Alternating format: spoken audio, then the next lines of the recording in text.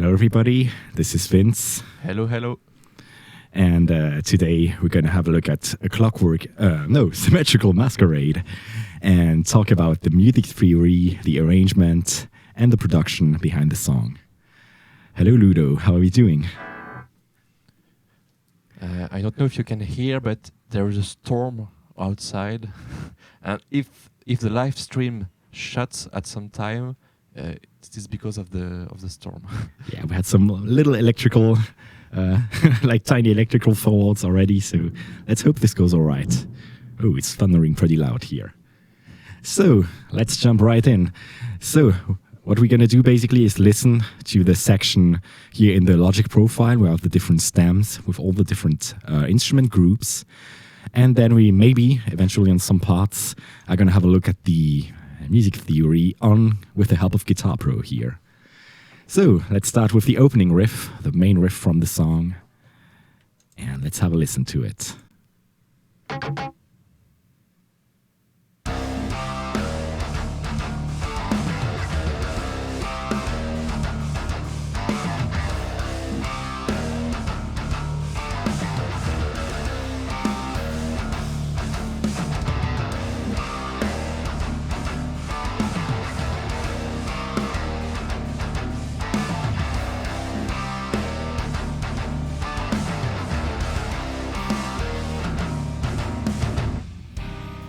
Alright, so this is the main section of the song, and it repeats several times throughout the song and later serves as a chorus.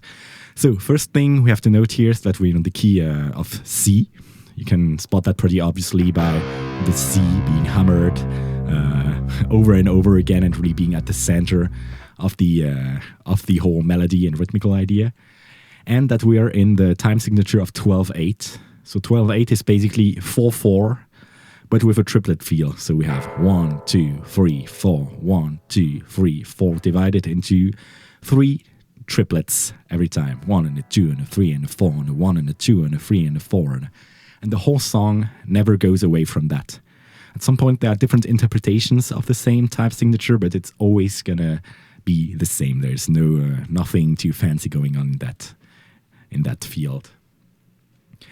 So, in terms of the main idea, we just have a simple octave here and a minor third. So this clearly it establishes the tonal center. And then on the second bar, every time we have this kind of phrases. And basically this implies like a 5 chord in multiple inversions, maybe sometimes. But in terms of harmony, it's basically just going from the 1 chord to kind of a 5 chord. It's always this motion, but with sometimes different inversions or anything, but it's really, really simple in terms of the harmonic content here. Hello, Eidensapple. How are you doing? So, very simple in terms of the harmonic content. So to me, the excitement of this part really comes out of the rhythm of this part. And what's worth noticing is that every instrument here lines up on the same rhythm, be it the bass or the guitar, all the drums, each of them really hammers down every single rhythmical accent here. And that makes the part particularly heavy, groovy and intense. And as I said, the rhythm here is quite interesting because you have a lot of displacements going on. We discussed it a little bit in last week's video already. But you can really see that, for example, here, it's the same idea, but the accents are being moved by a triplet. So now every accent is on the second triplet instead of on the beat. But it's basically the same melody, but instead of feeling it boom, boom, boom, you feel it kaboom, kaboom, kaboom, like the redisplaced of one triplet. And that really happens throughout the whole riff here. So this is what makes it particularly interesting in terms of rhythm. You have really a simple melodic idea, but we explore every possible placement within the beat. So we had the second triplet here, then we went back on the beat here, and then finally we played on the third triplet, like here. So we have something like that. So you see, this is really what makes this whole part interesting. And yeah, as I said, all the instruments are really playing with that. And you see that every kick hit follows the guitar every time. All right. Let's listen to it again and see what else goes into this riff, basically. In the beginning, it's really simple. You have just a rhythm section, guitars, bass and drums. And later on, there are some added elements. The first of them is that the guitar is now harmonized instead of being just hitting the same notes as the first guitar. And let's see if you can spot them. There are also some synths coming on the second half of the riff. Let's listen to it again. So here it's really pretty simple, just a rhythm section.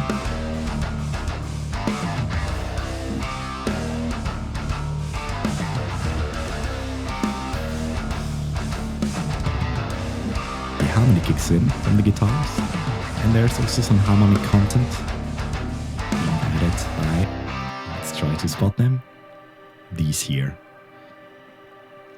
So you can see that this is really something static. It's just like a pedal tone in like a C power chord, I guess. Yeah, basically just a C power chord. But it gives a lot of texture. Let's hear it with the guitars, for example.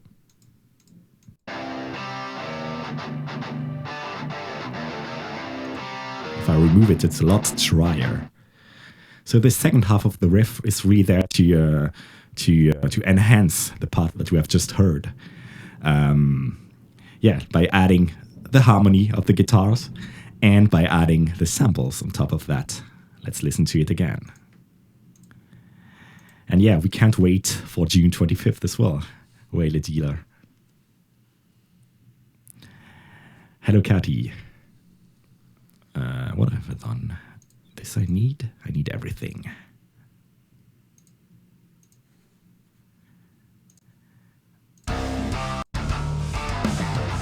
Let's listen to some transition with the added layers.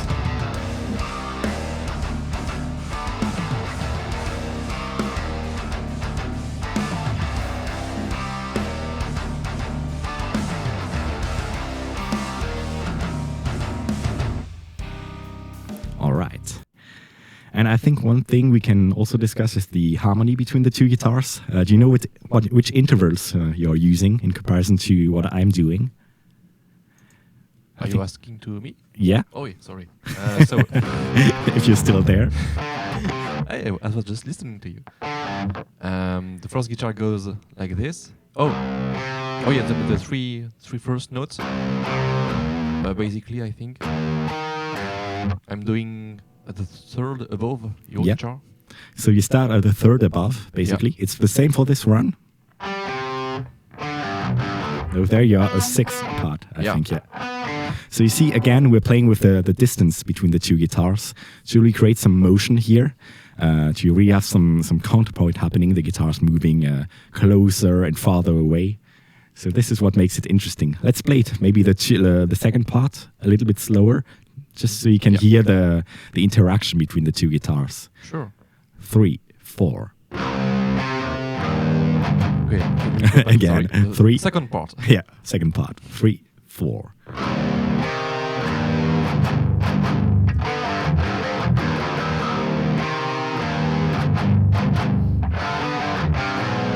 And the guitar goes higher and higher. Yep.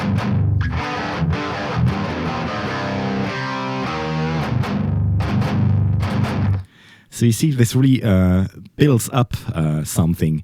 We start pretty close together, a third apart, and the more the riff progresses, like, for example, I guess it would be somewhere here, the second guitar is now a fifth and a sixth above the early one, the bottom one, I mean.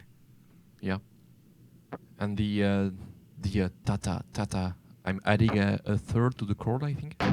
It goes from a power chord to an actual major chord. Mm-hmm. Which really highlights the kind of dominant flavor of that particular moment. Mm-hmm. And it's the same thing with the ending lick, when this is basically also just playing a power chord, but arpeggiating it. The other guitar adds some thirds as well here. Mm-hmm. So it really gives it more harmonic content. All that is made thicker, obviously, by the synth that add a lot of texture that we listen to. But apart from that, yeah, it's really just the rhythm of this part that makes it very special. And so again, yeah, a very simple melodic idea. And the rhythm, it's what makes it interesting in that case. So I really encourage you to experiment with that. Still playing around that low B. Yeah, you meant this part, I think, yeah. Yeah, so we covered that. We just added a third on top of it. Okay, let's listen to the ending of that part and the transition into the verse.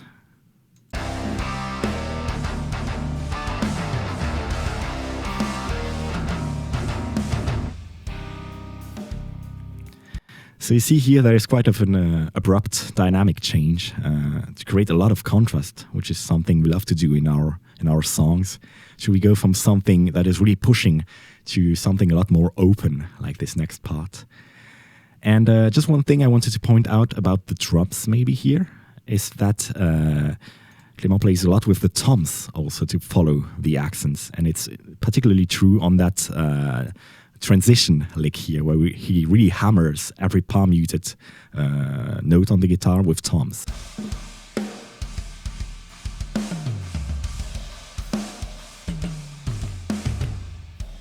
Which really gives it a particularly powerful feel to really make it feel conclusive also. And if you listen to the transition again, what's really important is the little rest in between the two parts that make them really stand apart from one another. Let's give it a listen. And then we can listen to the next part. This I don't need.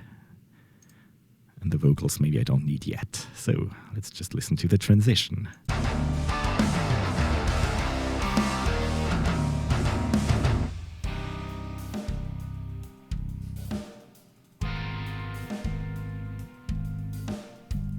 Something a lot more open here. And this is where the vocals kick in.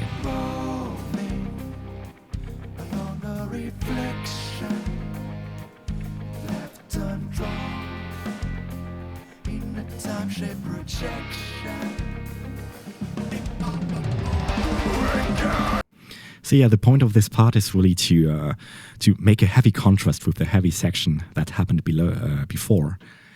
And it's also to give a lot of space for the vocals to kick in. We discussed that already in A Clockwork Expectation. It's basically the same here. There's a lot less going on, and it leaves space for some nice, soft and smooth vocals with a lot of space also for the vocal harmonies. We're going to listen to that later. But for the part itself, let's have a look at the harmony first, what's going on here. So basically it's a 4-chord loop with basically just 4 chords repeating.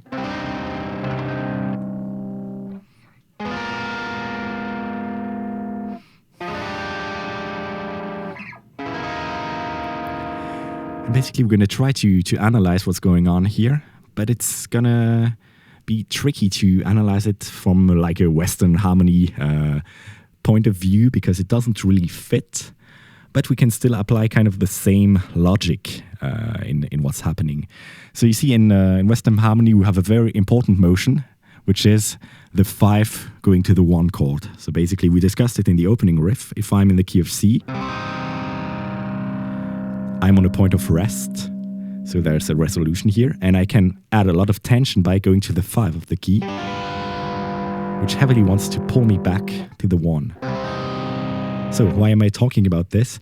It's because in this chord progression, you absolutely don't have something exactly like that, but you still, and we're going to try to have a look at it, really a game between tension and release.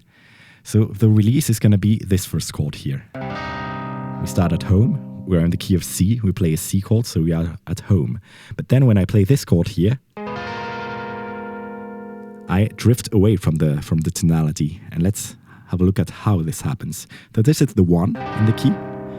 And this could be analyzed as a flat 6 minor chord, which doesn't belong to any major or minor key. But it has a very important characteristic, and it's the presence of the leading tone of the scale. It's this one here. And the leading tone of the scale is basically the one located right below the root. And usually when you play that, it's in the 5 chord. that points you back here. And so in this chord, we kind of have the leading tone of the scale, but in a totally different context than the one of a dominant chord. But still, we have that little tension being added by the presence of this note, I think. A lot of motion. Basically, this note will go down here and will want eventually to go back up. So this is a motion that can be quite described as like a disguised dominant chord, because it has kind of the characteristics of it, but it is really far away from the sound of a dominant chord. But still, it has the leading tone. It installs some kind of mystery, of tension. So I kind of conceptualize it a little bit like that, as a disguised dominant chord. I don't know if that makes any sense to you. I don't know. Yeah, there is that thing, that interval here, that want to go here. Kind of. Yeah. And what's very interesting, if you have a look at this chord here, and we just lower our root here, the A flat to a G,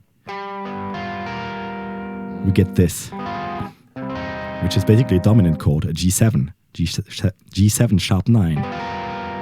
So it could be quite seen as a G7, but without the G in the bass. And that will be important later on in our analysis, because that's kind of how I treat it in the solo section, obviously. I treat it as a G7 here, basically, in the solo. And yeah, so it's kind of a disguised dominant chord somehow, although it's really far from the obvious color of the 5-1, but still it has the leading tone, so to me, this kind of works. And this goes into what I was talking about. We have release and some kind of tension being added here. Then we go here. We're going to have a look at this one. This is an F minor. And basically, F minor is a diatonic chord to the key of C minor. On the 4th degree of the scale, you have an F minor. So we are back on our tracks, basically, on tracks of C minor. So what I did here is start from a diatonic point of rest, add a lot of color by moving away from it.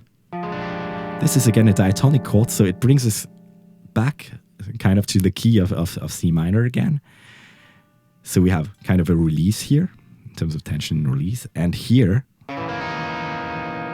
this chord is again very far from the key. Let's have a look at it.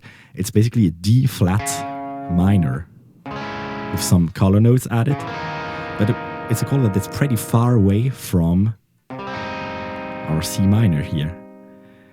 So this is interesting. Again, we have a chord that is really absolutely not a dominant chord, like a 5 dominant chord, but still has kind of the same role to play in the ways that it adds a lot of tension. When I play this one, there's some kind of instability that you want to resolve here. So in that way, obviously it's not a 5-1 or anything close to that, but we apply the same principles of tension and release throughout our chord progression. Let's go through that again. So we have our release point, we add a little bit of tension, we add a little bit of release, and we add a lot of tension that points us back home, basically. And so in a way, it's kind of applying the same dynamics as you would have in a normal tonal chord progression, but with a lot of color notes being added, and a lot of them not necessarily being analyzable in like a tonal sense of way. But you have still that game of tension and release. I don't know if that makes sense to you guys. Yeah. I think you mentioned once the term non-functioning harmony. Is that the case here? Kind of. You could see it like that, because there's not like you cannot assign like precise functions to each of these chords, apart from the tonic one that really is the thing everything gravitates around.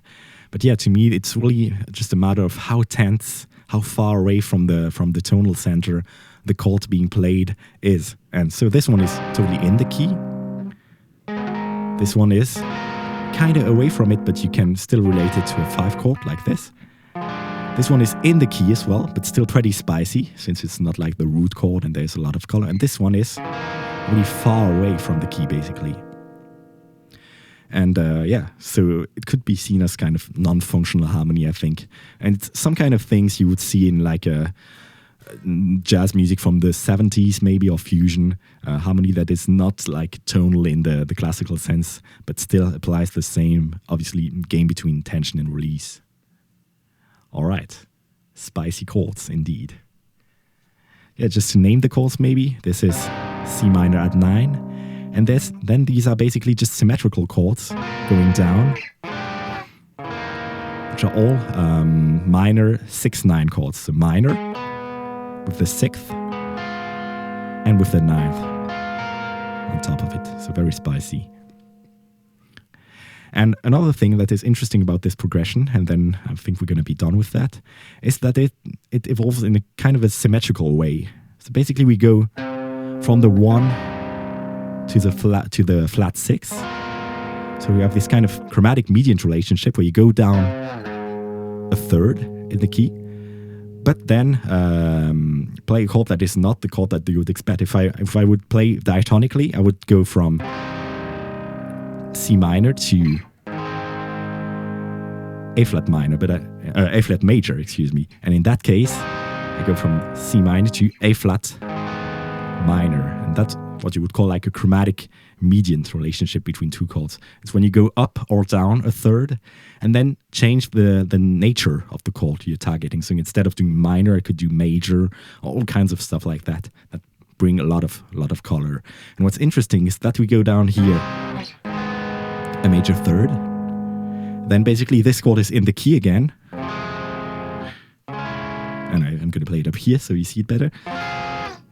But the distance between the third and the 4th chord is also a major third. So it's kind of a symmetrical chord progression, which also contributes to making it work for our ears. So I go down a major third, I'm back in the key, and I go down a major third. So quite interesting to make it work like symmetrically. Like in the title of the song. Amazing. So that's for what's going on in terms of music theory in here. The rest really happens in the arrangement of this whole part. So let's have a listen to it again. And maybe just the instrumental section.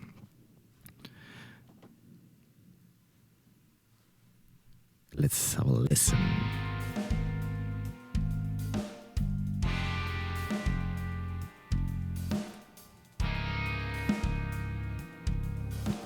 So in this first half, it's pretty minimalistic what's going on. We have the guitar giving all the harmonic information that we just talked about.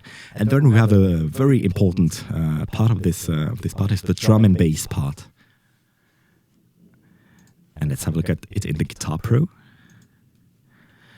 Basically, the drums are playing some kind of a triplet groove again, with the hi-hat playing all the subdivisions. And what's interesting is going to be the relationship between kick and snare and the bass on top of that. And you will see that the bass and drum kicks here are doing kind of a pattern in 7 notes. You see here, there is like 7 triplets in between our 2 kicks. 1, 2, 3, 4, 5, 6, 7, and it's going to be the same distance here. And that in our subdivisions, over our subdivisions that are like 3 or 6 here, will create this kind of a feeling of a displacement. So we have doom, doom, doom, doom, doom, doom. The kick happens every time a little bit later in the bar before it all loops. And you can see how the bass is really playing with the kick here. And one thing we discussed a little bit last week already was how important the cutoff of the notes are here. You can see that in the bass part here, he's cutting up his note exactly when the snare hits. And he's cutting up his note exactly when the new bar here starts. And here again, exactly on the snare. And that creates that really particular feel to this part. The polyrhythmic vibe And the heavy emphasis on the rests in between the notes here. Because apart from that, the part is really minimalistic also in terms of the notes that the bass is playing. It's just playing the roots of the different chords, always with that same rhythm. Here there's just a little transition note, just to not make it too symmetrical, too identical every time, but it's very minimalistic. Let's have a listen again. Maybe just to the drum and bass session.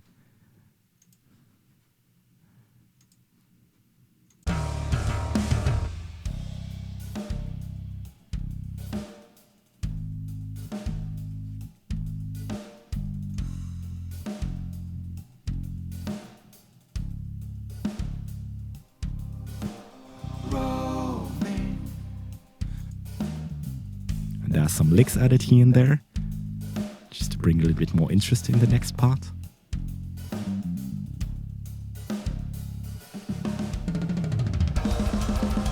And you can hear, the importance of that drum and bass section, which basically give it all the groove, all the feel, while the guitars only provide the harmonic information on top of that. So, anything you want to add on that? Nope. Everything's clear. And now what's very interesting is the second part of the verse. I'm going to leave the vocals muted so we can just see what happens in terms of the instruments.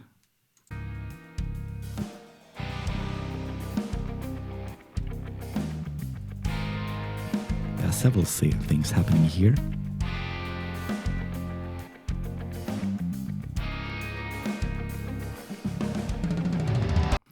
Basically, the first half was very minimalistic with like just the rhythm section and the guitars. Now we add in the little cocotte that we discussed last time, the kind of funk rhythm.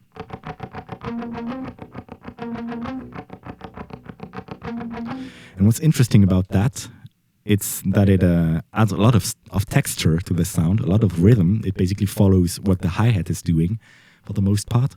And what's also interesting is that it totally doesn't care about the harmony. Basically, this guitar keeps hammering the 7th and the root and the minor 3rd, I think, sometimes. Do you want to play it for us? Yeah, so it's kind of a pentatonic melody with some spicy chords going on top of it. So the two don't necessarily fit together. But since this part is mainly used for like rhythmical purposes and for the purpose of the texture, and the notes basically have not so much importance here, and it just flies over the whole harmony and keeps us grounded in that tonal center of C by repeating it over and over again in this little phrase here. But you see, yeah, there's really no consideration about switching the notes, like for example going when the chord goes to this, for example. Because yeah, that's really not the mood of this part. It's really just to give some rhythmical information in the key of C, I think. And the other thing that happens, let's listen to it again, is like some reverse guitars.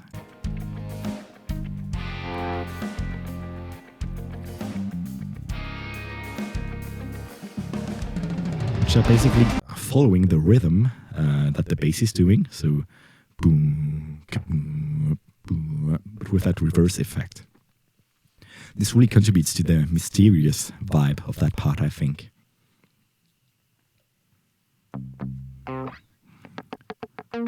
All right, and then as I said, this part is also meant to leave some space for vocals to kick in. So let's have a listen with the vocals to the second part of this verse. All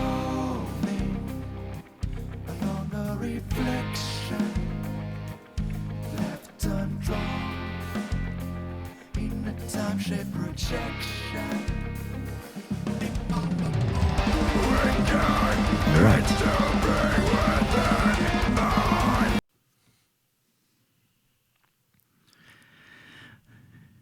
Yeah, I still appreciate that you come here and listen to us talk about some nerdy stuff. And yeah, we're having fun with that because, yeah, I'm really passionate about all this kind of stuff. And I hope I can convey it to you, whether you're musicians or not. And we can't wait for June 25th either. We're looking forward for all of you guys to hear the rest of the record. All right, I was just going to discuss about the vocals. Actually, the vocals are pretty interesting on this part because there's a lot of stuff going on harmonically that follows the harmonic content we discussed earlier. So let's have a listen at the vocals isolated, maybe. Should be somewhere here. Oh, no. That's for later. Roaming along a reflection left undrawn. So you see, you can really hear the chord changes within the vocals, which was extremely fun to play, to perform these kind of vocals, because these are tricky harmonies, because there are a lot of changing notes, like for example, especially on this chord in the end, you're really far away from the key of C, so this harmonic richness really comes through. Let's listen just to the backing vocals, maybe.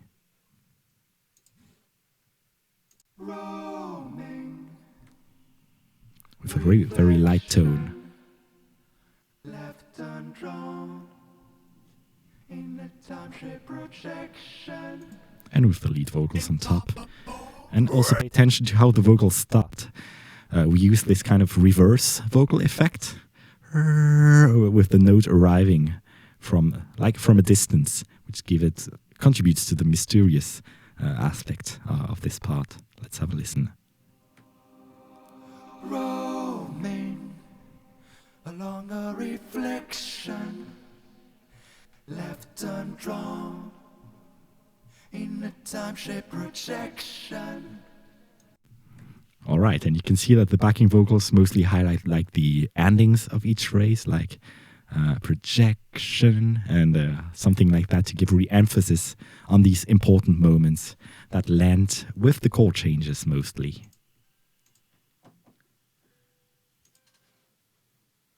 Let's listen to the whole section again. Maybe with the little reverse.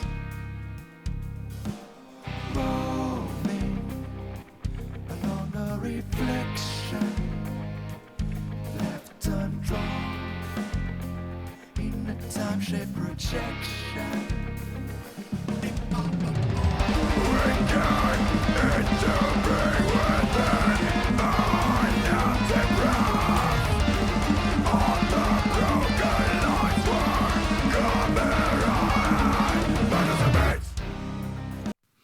And yeah, I went to the next section. Maybe let's have a look at that.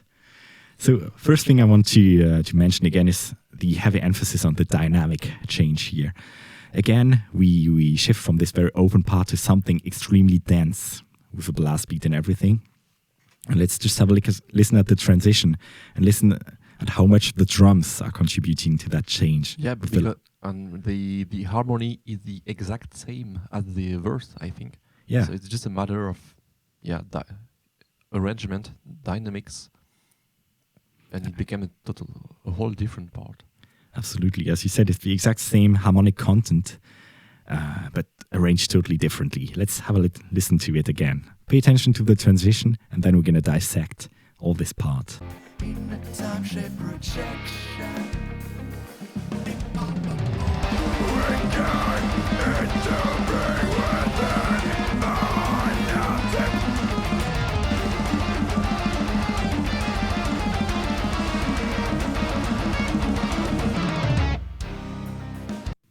So as you said, Hugo, it's the exact same harmony going on here. So what has changed? Well, the first obvious change is that we are now playing with like distorted guitars and over a blast beat and everything, and that the bass is hammering every eighth note subdivision, like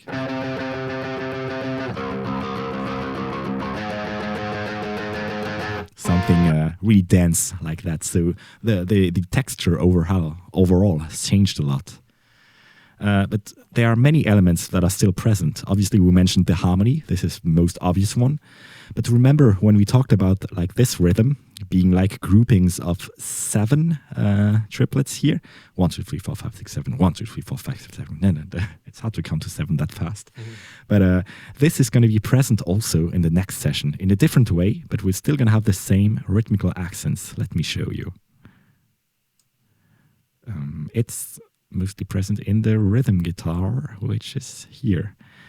So again, we discussed it a little bit last time, but you can see here the groups of 7 are still present. 1, 2, 3, 4, 5, 6, 7. Repeating over again and starting again every 2 bars. So there's connection in the harmony, which is the exact same, but there is also connection in the rhythmic feel. Although there's no more space in between all of these notes, but every triplet is played. But we have the same rhythmical idea at the bass, which by now, if you have followed my previous streams here, you know I really love to make connections between different parts and to limit myself to the use of only like a handful of different elements and rearrange them in different ways. So I used the same clave, the same accents, the same harmony, but made something really different out of it. So the guitar is basically playing the same chords, but with a dance rhythm this time. And what's very interesting is Hugo's guitar here. Do you want to give us a little demonstration? Yeah. So it goes, yeah. Okay, 3, 4. Yeah. Yep, The cool. second chord.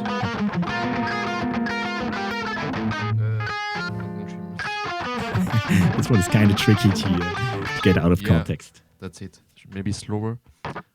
So I'm just basically playing all the arpeggios. Those are the same chords, I think,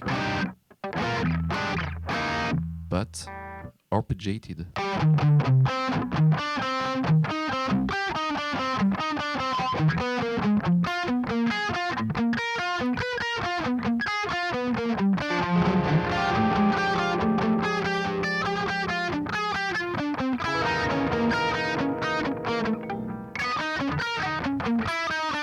And it ends in the chromatism. There are sometimes little chromatic transitions between the different arpeggios just to make them flow together. But yeah, essentially, you're absolutely right. They're just arpeggios arpeggiating the chords going underneath. If you have a look at the first bar, for example, this is basically like the minor 9 arpeggio, but arpeggiated. And what's very interesting also is that we have again these groupings of 7 in the notes going on. 1, 2, 3, 4, 5, 6, 7, 1. You see, all the accents are kind of lining up with that. 1, 2, 3, 4, 5, 6, 7. 1, 2, 3, 4, 5, 6, 7. 1, 2, 3, etc. Goodbye, Cathy. Thanks for coming. It was a pleasure. Thank you, Cathy. Thank you. Hope to see you on the next streams. Yep. So yeah, these groupings of 7 are present here.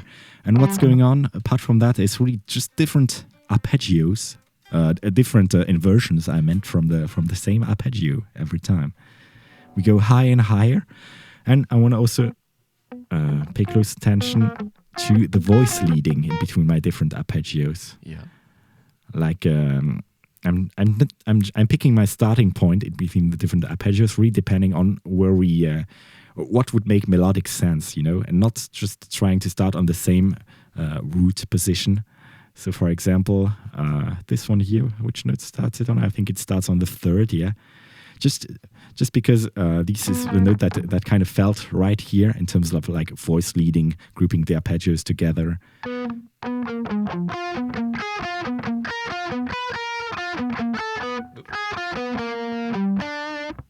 Yeah.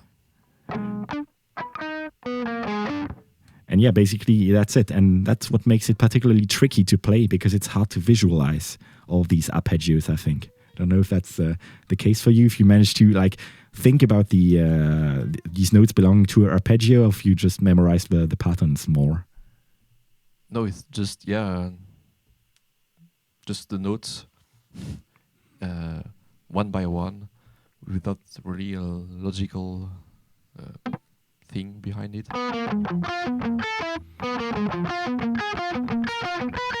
And as we said, yeah, there are sometimes some kind of connections, chromatic connections between the notes, and there's also one to end the section just to make it like feel a little bit more unstable, still with all these chromaticisms added here, da da da da at the end going down. It sounds like kind of sounds like something collapsing with this. Yeah, exactly. Like you go down and things kind of fall apart. Let's listen to this section again and see what else is added on top of that.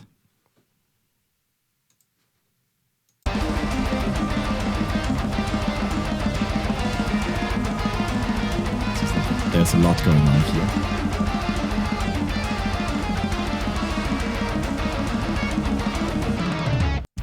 So you see the arpeggios here from the guitar are really in the forefront. If I mute them, there's a whole lot missing here. That's not the only thing going on. There's also some little arpeggios being added.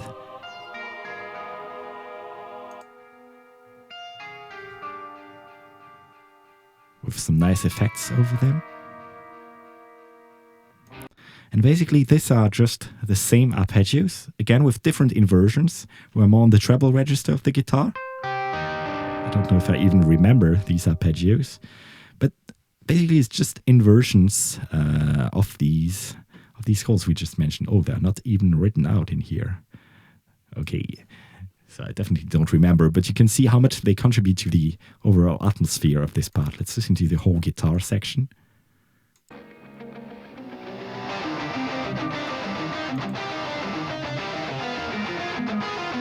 Now mute them. Put them back in. So they're pretty in the back in terms of the mix, but still add a lot of texture to the whole sound. A lot of sustained notes here, which the other guitars are not having at all. And the other element that adds a lot of this texture is in the synth. Let's have a listen to that. So basically just some virtual choirs, I think. Playing the same arpeggios, the same chords.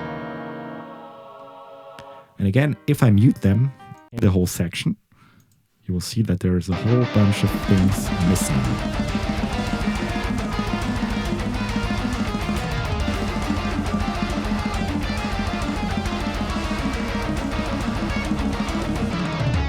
Again, they're really in the back in terms of the mix, but they contribute to the thicker atmosphere in this part. It's really about having a dense part, but again using the same elements that we had on the previous part. All right, do you have something to add in terms of the instrumentation here? Not really. All right, and I think there's just a little help in the transition given by the subs, if I'm not mistaken. Let's try to have a listen. Where's the transition? I have no idea. Yeah, you see there's just a little boom in the back that helps to really convey the dynamic change here. It's not much, but it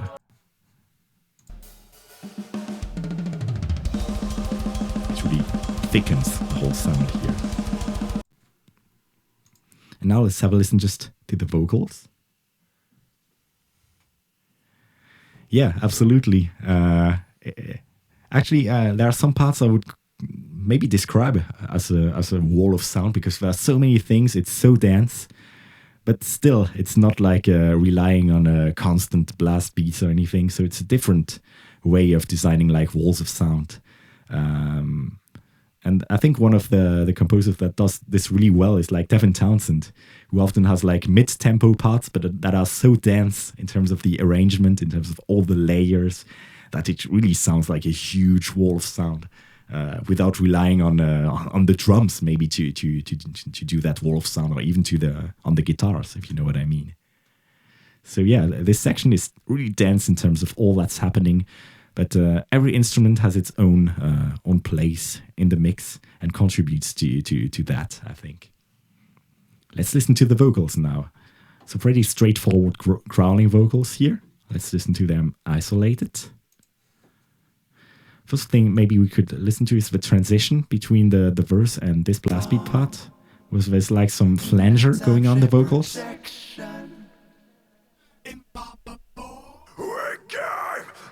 To be within an empty breath.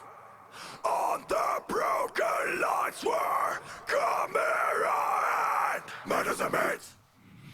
And let's listen to maybe just like the backing vocals to see what they are doing.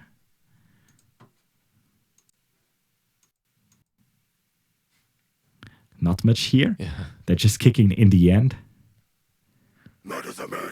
Okay, yeah. So you see, there's a lot of backing vocal stuff going on. It's basically my usual like vocal fry technique mixed with some medicine false chord vocals on top of that. So to thicken up just the last phrase. But I think I heard like some doubling here. But I think he.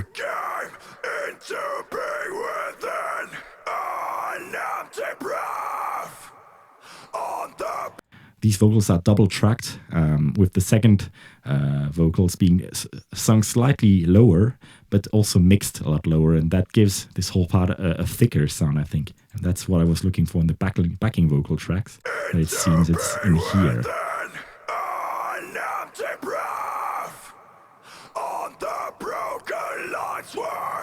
And let's listen to it in context again.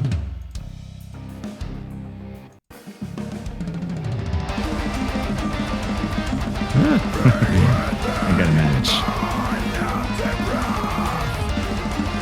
Salut Chost, ça va?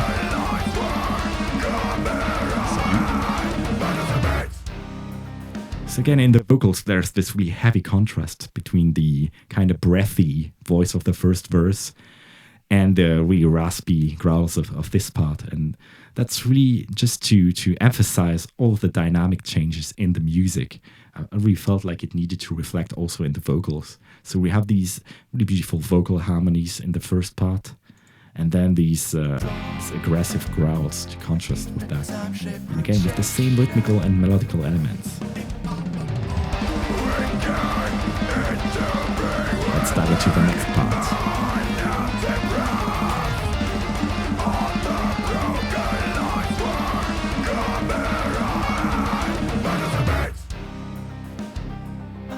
Symmetrical basis of the lifelike masquerade, yet flung from the pole. So again, the same harmony, very similar to verse 1.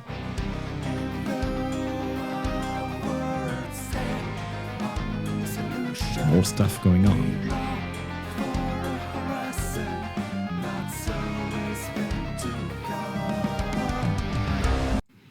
So there are a lot of similarities with verse 1.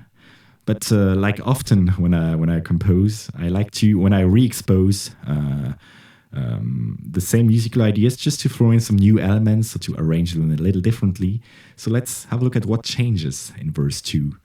First thing you can listen to is the drums, which is now playing basically the same accents, but like switching between hi-hat and ride.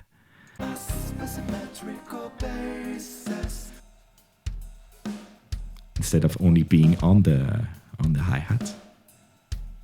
And then, second part, there's another element. It's the dome of the bell, just to give it an extra layer. But you can hear the same accents on the kick, which is exactly mirrored on the bass. We have the same drum and bass section, but with a slightly different groove, which really accents like the 2, 4, 2, 4.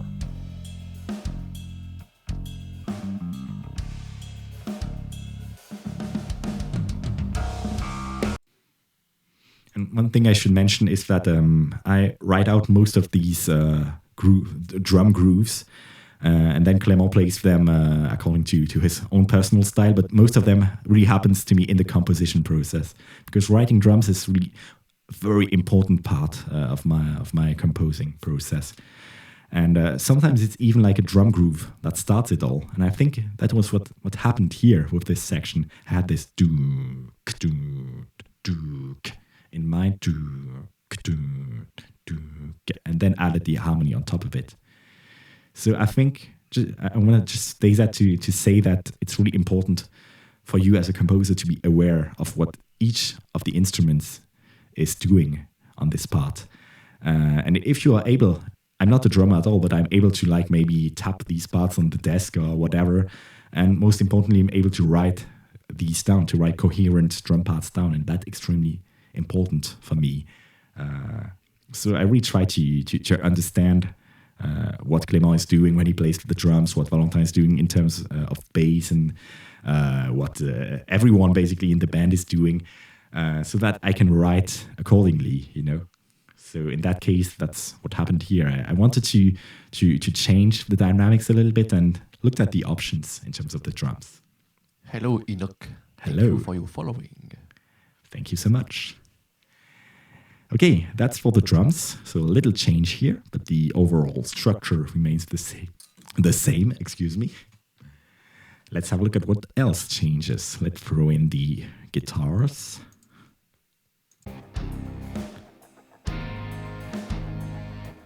So you recognize the same elements here. We still have the arpeggios from the first guitar. We still have the reverse guitars going on, but we have more stuff. What is that?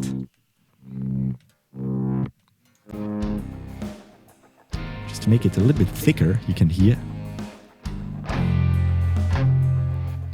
some palm mutes being added. Yep. And also really subtle in the back.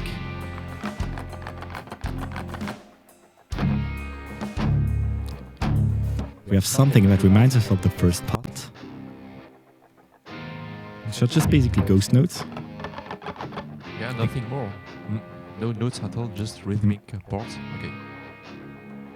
Just some strumming, just to give it a little bit of texture. It's really, really slight. This is interesting. But I think before we jump into that, we're gonna have to finish the first half of the verse here, because there's one important element that kicks in also, and this is in the sample section. And I think many of you noted that when you first listened to the song, because we got a lot of comments regarding this particular addition.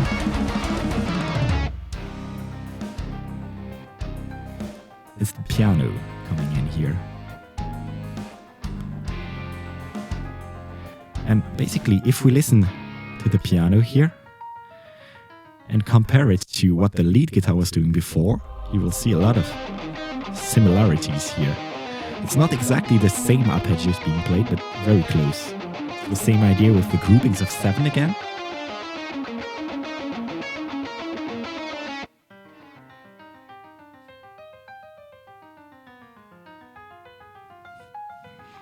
So you see there's again a connection between the different parts. Same arpeggio being used, but to create a totally different atmosphere.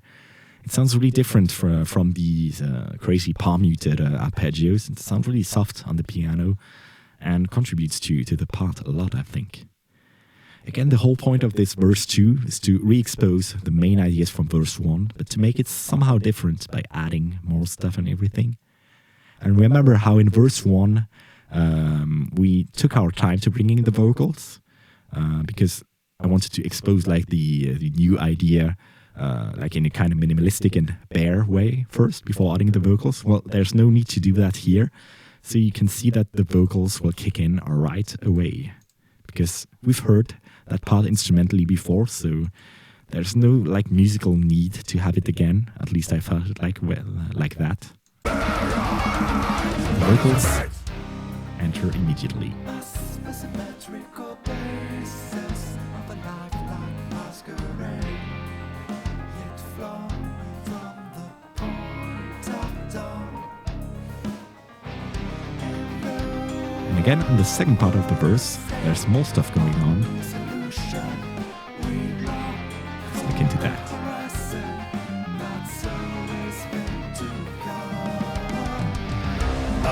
So what else goes on here? First thing we're going to look at is the guitars here. So the guitars have some really funny stuff going on. We discussed that last week a little bit. Is it this one? If you have headphones, you will be able to hear this really clearly. There's a stereo effect going on.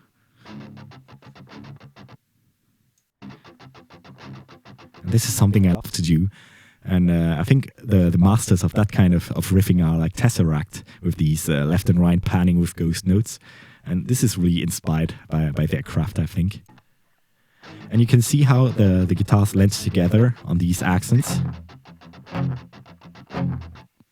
But everything in between, basically every triplet is played, but spread between left and right. Spread between left and right.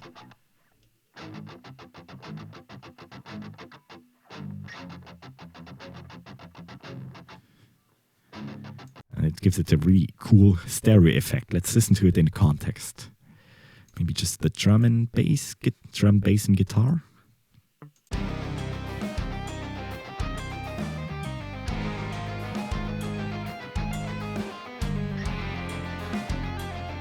So see, it really widens the stereo spectrum to have that going on.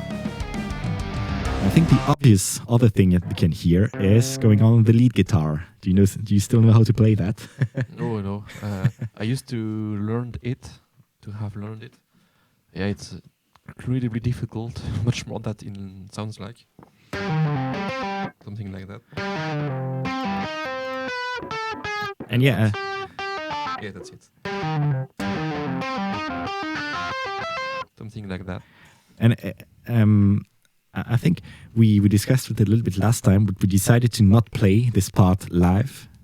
Not because it's particularly difficult, because that's not the criteria, I think, but because I think it's just another texture being added here, and that there are much more important elements here. Because basically what this rhythm, what this lead guitar is doing is just doubling the piano and giving it a bit of more texture. Piano alone. And then when the guitar comes in, it really just serves as something to thicken the piano.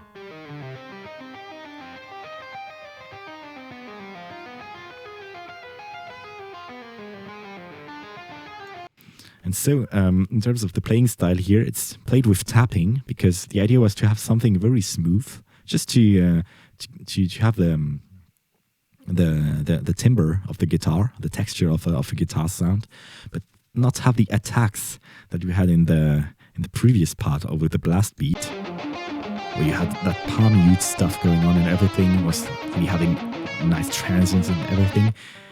On this part here, it's really meant to just be a flow of notes, like something really liquid. So it's played with neck pickup, I think, and yeah, really smooth. There's some harmony here.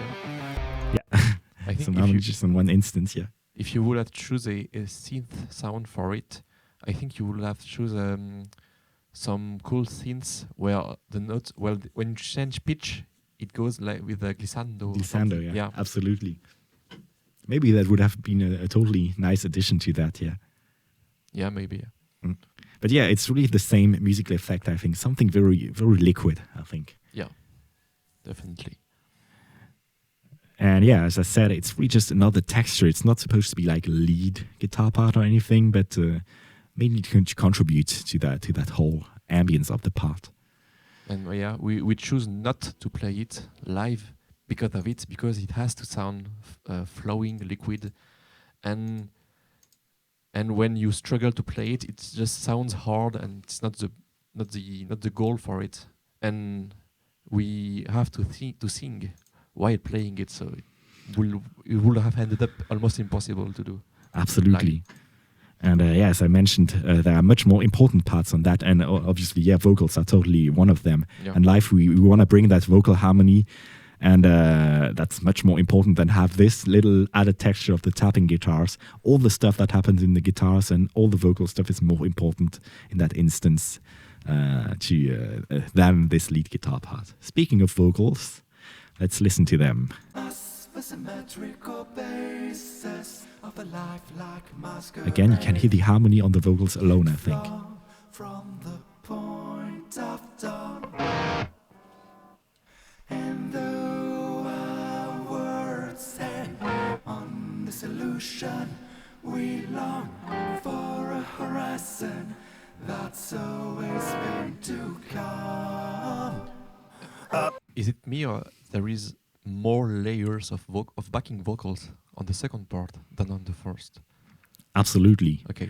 And that's also one way to that we chose to make that part evolve. If we compare the first verse to the second one, that was a perfect example where the backing vocals just kicked in on some particular notes. On the second verse, it starts out that way, but in the end, it's really more like a choir singing. Starting now.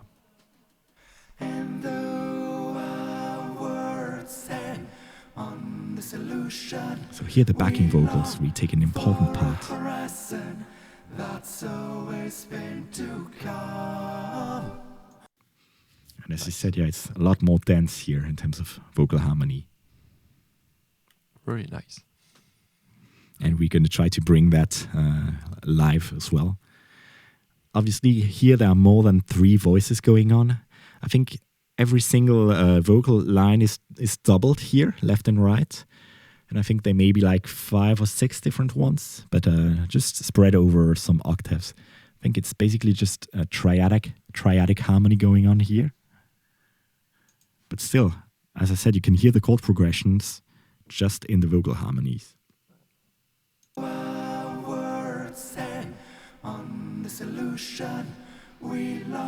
And there's a slight change in the end.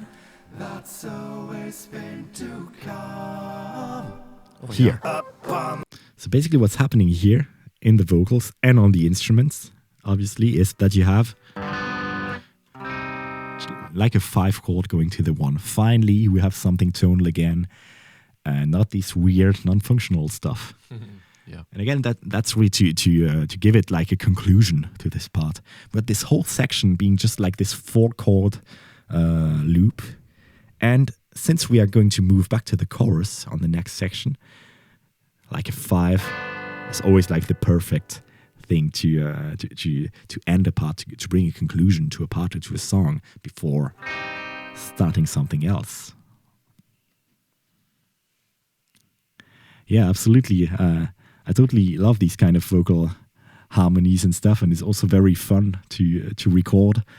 Not easy, but a lot of fun, because it's not like on an instrument like a piano or guitar where you can just play a chord like this. I have all my notes at the same time. With vocals, you basically have to construct your harmony step after step, layer after layer. And so in the beginning, it might sound very like disappointing when you have only like 1 or 2 layers, but when you add like 5, 6, it really starts to come into life, and that's really fascinating. You can watch the thing build like into the whole song, and that's really something really enjoyable. But it's really not easy to do, especially to have all the vocals align in terms of rhythm. And the length of the notes, the length of the vowels and consonants, everything has to line up. Obviously, you can still edit it, but you still have to be very careful when you record that. It's a lot of fun. Let's listen to this whole part again. Try to pick out all the different elements that we just discussed.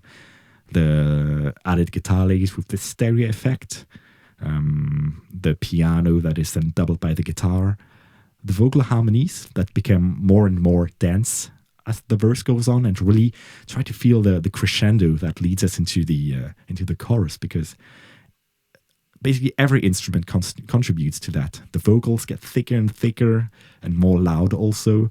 There's a crescendo on the guitars, on the drums that's doing fill. Everything wants to bring you to that chorus part. Try to get a sense of that.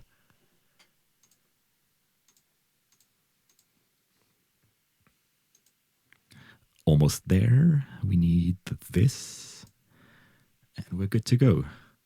The symmetrical basis of a lifelike masquerade, yet flung from the point of dawn. And though our words say on the solution, we long for a horizon that's always been to come. Up on the ridge of the cliffs,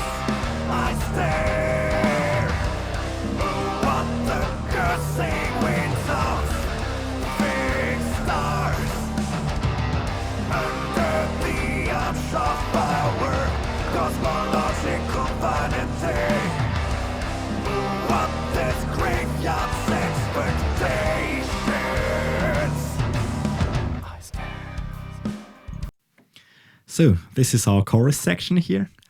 And basically what's going on is that we just reuse the intro riff. So we discussed that already. There is nothing changing in terms of the rhythm section, apart from the transition into the next part, but we're going to cover that in the end. But apart from that, it's essentially the same stuff being reused. And that's basically, for now, we only had like two different ideas. We have this chorus idea and this whole verse idea. And all of that has enabled us to express a lot of different emotions already. And yeah, that's really something I love to do in the songwriting. But let's have a look at what changed here. So obviously there were some vocals added. So let's have a listen at them. If I stare, oh, what the cursing winds of the fixed stars under the arch of our cosmological vanity. Oh, what this graveyard's expectations. So again, the vocal, the backing vocals play a huge role here. And there are many layers of them, as you can hear, really spreading all across the register. And the vocal harmonies really highlight this chord progression, this hidden chord progression that we talked about earlier, namely the 1. 1-5-1-5. Exactly, 1-5-1-5, just on repeat with different inversions and stuff. But I think you can really pick that up in the vocal melodies. Be it in the lead vocals or in all the backing vocals. As for the lead vocals, I'm using my kind of signature clean vocals with grid style that I love to use in most of my choruses. Because of the intensity of it. It really contrasts with the really breathy, airy tone of the verses. This time it's really harsh and kind of intense, and I think that's what this part needed to really complement the drum and the rhythm section. So that's it in terms of vocals, and you see that they really reinforce this hidden chord progression. In the beginning it was quite hidden, because there's not so much going on that really was highlighting this 1-5 chord progression. But this time the vocals really reinforce that. And the other element that reinforces that are the synths. Let's have a listen to that.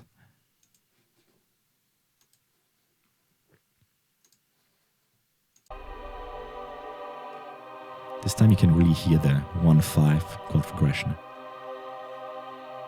So these are just some strings and again the choirs stuff going on.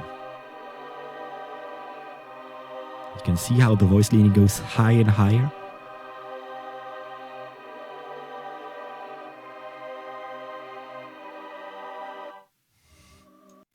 Just to make the part evolve also.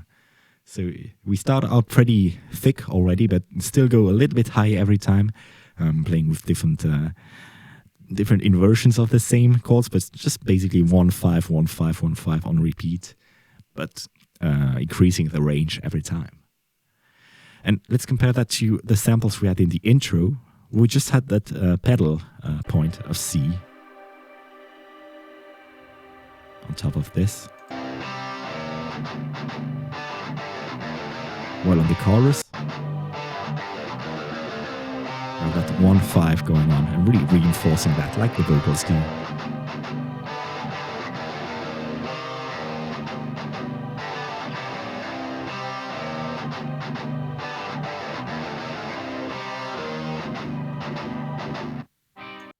And one thing I realize now listening to the guitars alone is how crunchy they are actually. They're not like your typical high gain sound. Yeah, indeed. And I think if you listen to them alone, they might sound like a little bit weak or something. Really crunchy. And all the thickness is added by the bass actually. And of course the drums. But the guitars on themselves are pretty crunchy, really to give that really tight feeling to them. yeah, there is absolutely no reverb on these guitars, and I think there is never any reverb on rhythm guitars. That's no, you wouldn't do that. Not in metal anyway, I think. Oh, I'm sure I can find some obscure black metal records that you Totally. will like. I'm sure of it. Totally. Not in this kind of metal, I think, where you want where you have a lot of information. Oh yeah. Well, I do think some old Nile records actually they have some reverb on rhythmic guitars, but it's not really the same the same goal here. Yeah, and I think Nyla are not recognized for their like very crisp productions, especially in the beginning. But Not really. they have this energy, obviously. It's No, it's not the same, of course. Yeah. just going to try to fix the latency. It has become horribly painful. Oh, You might lose us for a few seconds. Oh. And we're back here, and the latency is back to normal. Yeah. Actually, just to finish on the topic of reverb, I think we barely use any on guitars that are not like added guitars in the back, just because we usually prefer like delay to get the same effect, because a delay will basically play the same role as a reverb, namely to thicken your sound, to make it more ambient, to have it have a more tail, more resonance to it. But the reverb tends to make everything feel also a lot more distant, while a delay just make it sound more wide, if you know what I mean. Obviously, the reverb makes it sound more wide as well, but adds this kind of distance to it. And this is also why I don't think there is a single bit of reverb on the vocals on this record and on all of our records, but it's delay instead, because it keeps that frontal side of things, but adding what you basically want from a reverb, namely that space. You know what I mean? So go for delay instead of reverb. Obviously, reverb is great, but most of the time, maybe delay's the answer you're looking for.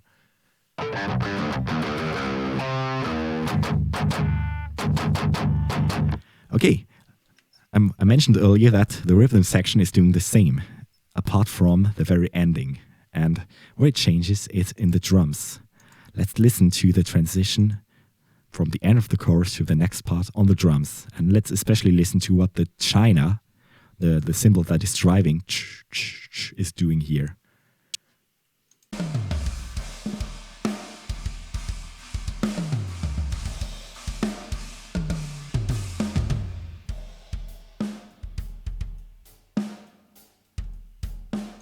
You can see how let's listen to it again, how the china switches from the quarter note pulse to a half note pulse. Well, actually, switches from the dotted quarter note, since we're in 12/8, to the half note pulse. I'm going to let you listen to it and then show you on the Guitar Pro.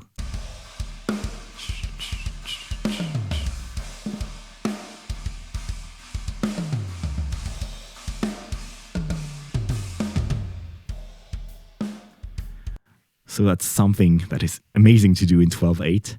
It's to have your pulse switch from basically a 4/4 feel to kind of a 3/4 feel, if that makes any sense. And let's listen to it on the Guitar Pro, just that you can maybe understand it a little bit better. Where is it? I think it's at the end of this section. Yeah, don't know if you can see it pretty clearly here. Might be a bit crowded, but yeah, take it. Basically, now you have 3 pulses within your beat, and first of all, it creates that really different vibe in your 12/8 groove, because you really break the pulse into something different. But here, in that particular context, it really serves to bring in the next part. Because let's have a look at what happens here. You can see that now the drums have kind of lost this dotted quarter note pulse that we had before, and is now playing.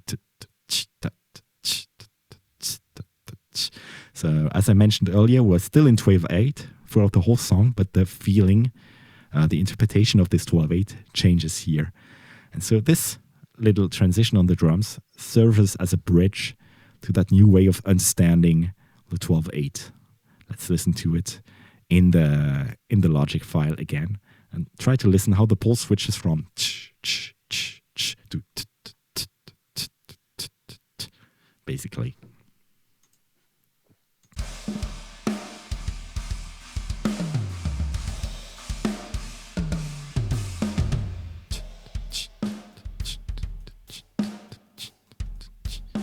So it gives really a different flavor to our 12/8 groove, which we will keep for quite some time.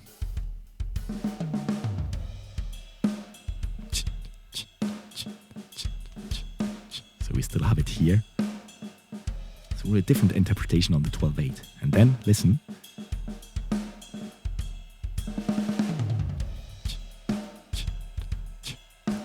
We're back where we started. This more dotted quarter note pulse. This is going to make more sense in context, but I just wanted to isolate the drums first, because they're what really wave these weave this part together with the change of feel into the quarter note pulse, and then back into the dotted quarter note pulse. And it's really creative. And I think the whole fills and stuff really help to connect everything smoothly together.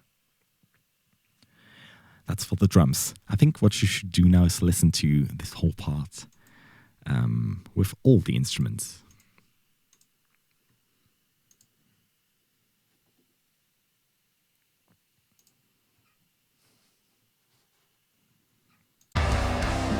What this graveyard's expectations.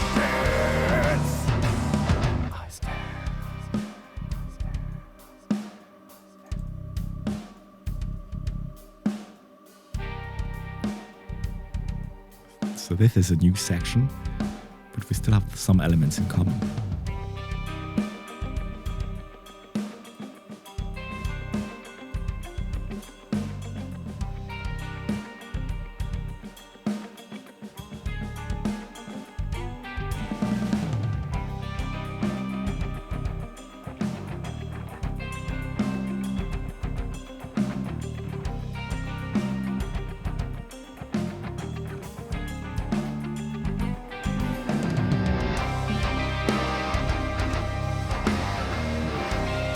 Sense to listen to the whole section, because it's all part of one whole that builds up more and more.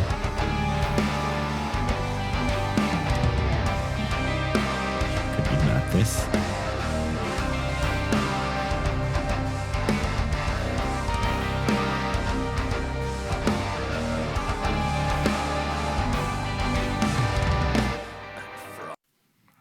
So this whole section is, I think, my favorite on the whole song. I don't know if it's yours as well, but I really love how this evolves. I'm really happy with how it turned out, and also how it feels to play it on stage. I can't wait for you to hear that. But basically, it's all based around the same idea, and it starts just from a simple drum and bass groove.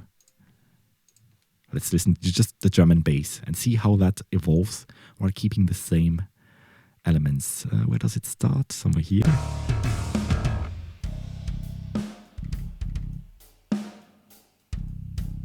And there's some reminiscence to the intro groove, remember?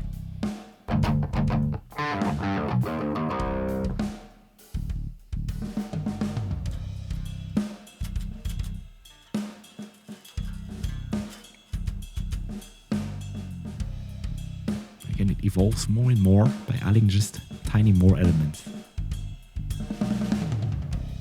It gets thicker and thicker, more dense with each single turn. Until finally, the heavy section kicks back in. But as I said, to me the drum and bass is really at the core of this section. And that's something very important in my composing style, is that bass doesn't necessarily have like the same role that it has in bands like Obscura or whatever, where it plays like a really tricky lead stuff or whatever. But I think the bass is still just as important in our music, because on a part like this one, it's really the foundation of everything. It doesn't play a million notes, only just a few, but they're so important in how this whole part feels that yeah, you could really say that they are the main instrument along with the drums here on this part. Let's listen to the whole section with the guitars and some layers added, and just listen at the importance of this drum and bass groove here and how little else is going on at the same time, especially in the beginning.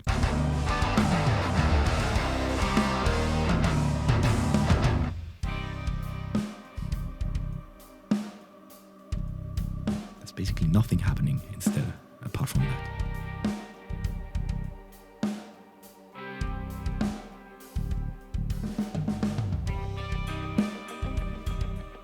Then more and more elements come in, but still the foundation is this drum and bass stuff.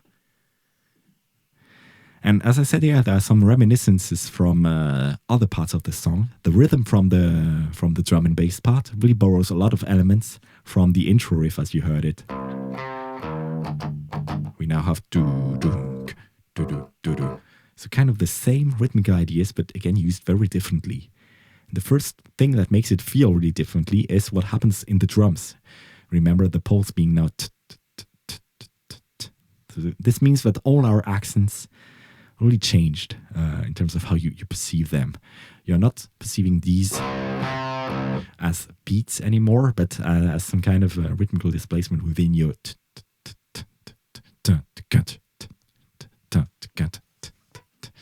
and it really gives that a different feel while using the same rhythmical ideas, I think. And the other important part that is added here is, again, a lot of space. Like we discussed in the verse, the bass and drums give a lot of space also. They play notes. As I said, they are very important, but also the rests in these notes are very important.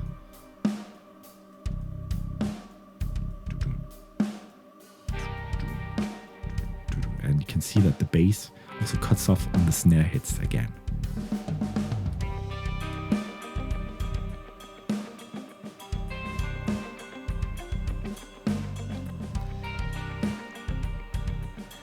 All right. Now let's listen to what else is going on here. So basically in terms of harmony here, we're basically on a pedal point of C. You can hear it in the bass. The C is being played over and over again, except for these little transitions where you kind of basically have a very simple chord progression, just basically the 1, then going to the 2, basically. I think I can play it more up here. Some kind of 2,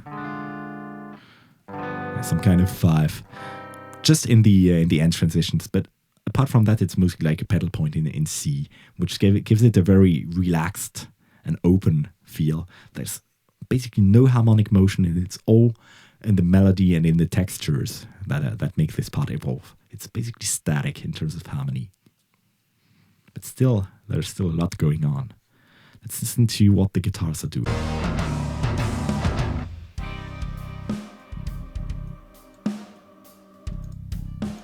Just some arpeggios, leaving a lot of space.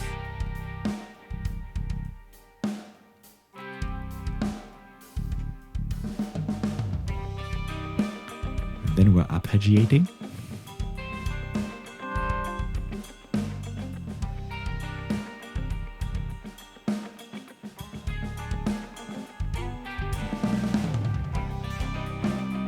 And you heard when the arpeggio started, there was also our little cocotte, the funk rhythm being back.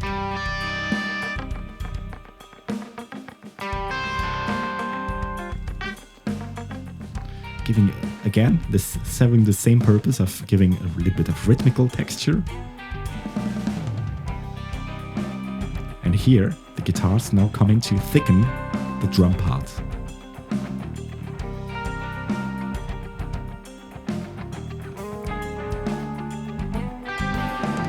You can see that also the cocotte is now playing more notes, the funk rhythm.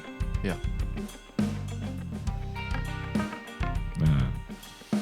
Not that.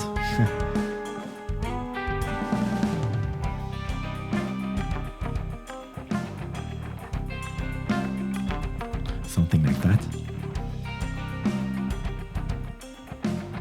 And you see how even you remember this is the part where in the drums we land back on the dotted quarter note pulse. We switch from the back to the and it's subtle, but the funk guitar rhythm is kind of playing with that by doing the. It's subtle, but it helps to make the transition even smoother. Let's listen to it. Let's listen to how the drums and the funky guitar are playing on the same accents. So now we're on the bolts. Then listen to the transition.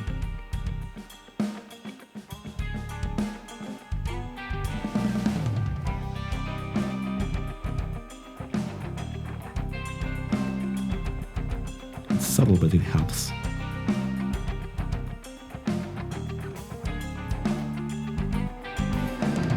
And again, yeah, more and more elements are being added. You can see the guitars later enter to double the drums with that nice crunchy tone. Just to enhance the drum and bass part even more. And then lead into the distorted part right after. But it's really this addition of little elements that bring in all this harmony. I think I heard something interesting. Maybe I'm wrong, but when this guitar enters, the bass goes from be played with fingers to with pick, maybe? Yeah, absolutely. Oh, yeah. Right. You're right. Interesting. You're right. This is really subtle, but it does make a difference. Yeah, I think it totally does, because the point of this drum and bass part was to have like the bass really playing the role of having these fundamental frequencies, like Yeah. something really soft, really even. Yeah. And it was the same in the verse, I think, where you really wanted to have that really soft kind of sound. And then when you enter back here, let's just listen to the drum and bass. Pick really brings a lot, I think. A lot of attack. Oh, okay. I was talking just the previous. I was talking about the section that is just before. This one? A little bit before. Yeah. This is still with the fingers, I think. This one is really round, really soft. Yeah, but it's fingers with a little bit of distortion. You see? This is still fingers. Yeah. Okay. But okay, yeah, right. you're right. The bass texture changes here. Yeah. Okay. Especially the high note, or was. Oh, it's also because there are no high notes before. If you compare that to how the bass part evolves here. Yeah, of course. There's nothing on the snare.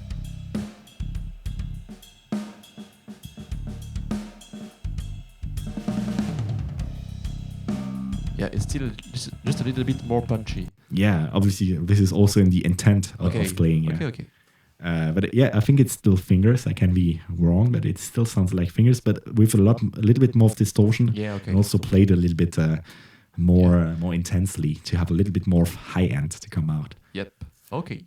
Thanks. And that is totally complementing the guitar works, which has this very crunchy tone with a lot of impact.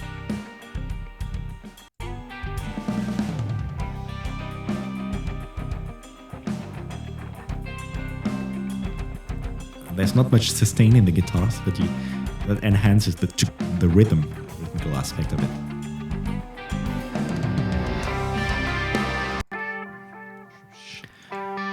What else goes on in this section? So, there is some synth stuff going on. Yeah. And that's from the very beginning and contributes a lot to the texture of that part.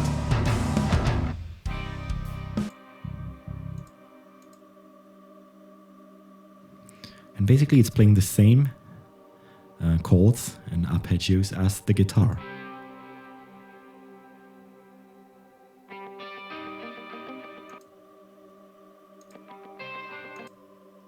can see how the little pads here are changing with the guitars. And how much it contributes to the atmosphere. Let's listen to the part, maybe without them. Sounds like crap. It really gives a sustain on the harmony that the guitars can't really bring here. It really fills in the space with something that doesn't take that much space. But you see, if you remove it, how much is missing.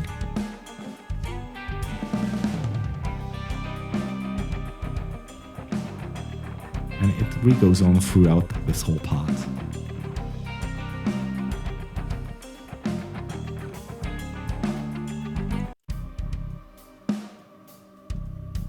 I think that's it in terms of the instruments here.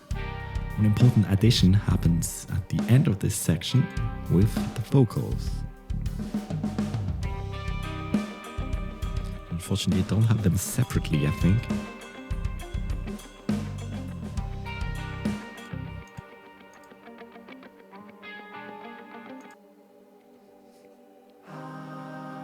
With thoughts of an original I can separate the two. They continue later on. With a secret unsolved. So this really contributes to that whole part, I think. Oh, I think we have some guests here. Come in, come in. Surprise! Hello. The rest of the band here. Actually, I should mention we had a rehearsal today. Our first rehearsal in, I think, 1 month and a half. Yeah. And it felt so good to be back on tracks because we have to rehearse now. We have a show.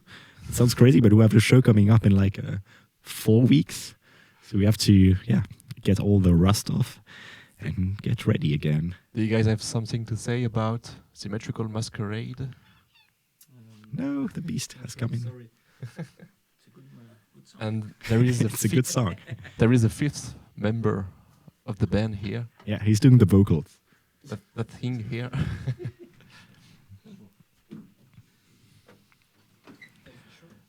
Yeah. It's and- hot, absolutely. and it's not really finished yet. There are a lot of things to do. Ok, bon, on vous laisse ça. See you guys. All right. Where was I? I think we were listening to the vocals. Yeah, which really adds a lot of texture to the whole part. And they are basically playing with the chords from the guitars.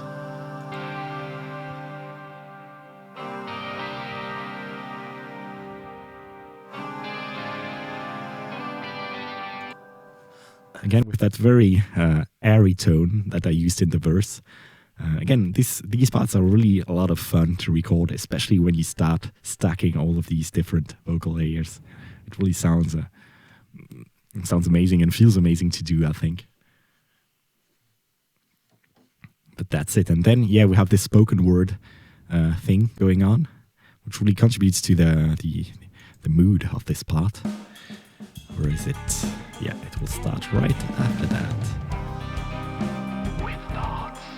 Some kind of a radio effect going on, a bit of distortion, and like EQ leaving only the mids in. And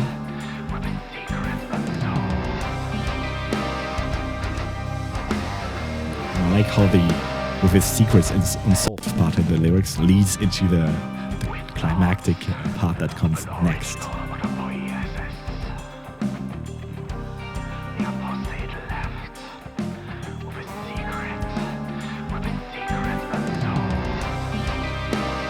Favorite part of the song. And there's a lot going on here.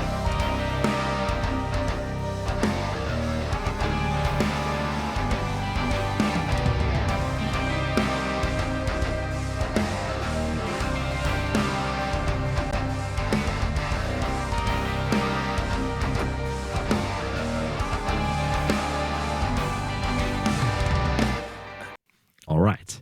Let's listen to the rhythm section first. Basically, it's the same idea, but played now with distorted guitars. As you mentioned, the pick on the bass, that really gritty tone. But basically the same rhythm, just played like in a purely metal context. Let's listen to the rhythm section.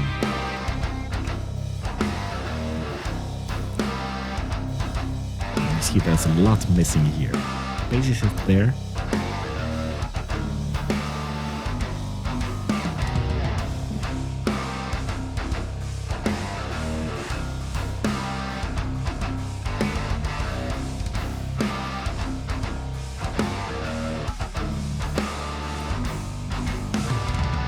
And you see how reminiscent it is of the intro riff. We still have these kind of rhythmical displacements playing on the first triplet, on the second triplet, on the third triplet, on these different instances. So it's reusing the same rhythmical content than we had on the intro riff, but in a different context here. One thing that changes, I think you brought that, I forgot about that, but yeah, the thing that changes is that every time the snare hits, we hit the chord. We don't move that accent. Let's listen to it. Every time there is a snare hit, there's a chord being played up on top of it. But this one stays. Go, down.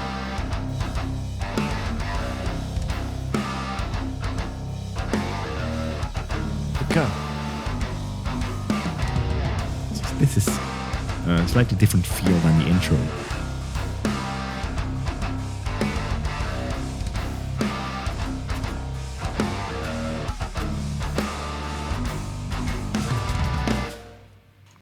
But apart from that, yeah, it really uses the same elements as in the parts before, just played with distorted tone. And again, you see how crunchy it sounds. Not so much gain, all the thickness comes from the bass, I think. And the guitar brings in the attack, really the transience, the sharpness of the sound. And then there's a lot else going on. We keep these arpeggios here. But now listen to how they are dotted. I think it's a fifth up, basically. In comparison to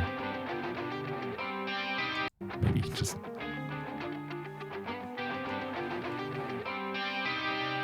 it really thickens up the sound. Some nice inversions of the same chords. And all of that obviously is doubled by the piano. I think some pad synth. And that contributes really a whole lot to this whole part. And here, more lays added. The piano gets louder.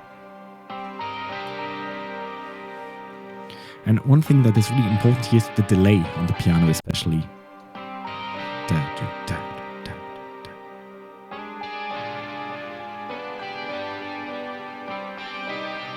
Which is basically a half note delay on top of the drums.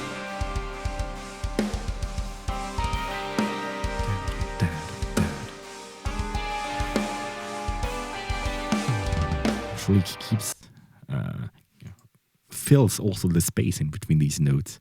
And you have that really nice feel with the half note delay, I think.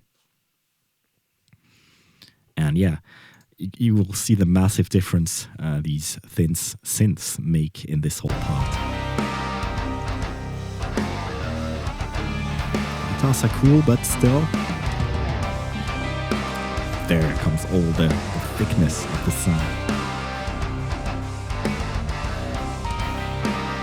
And there's one thing left that I use also in Clockwork. It's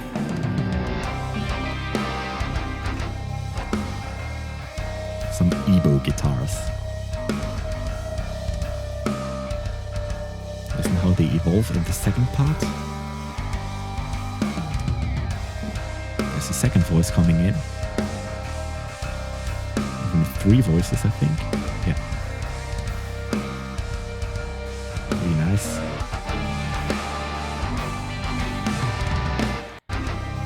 So again, it's a matter of making your stuff evolve.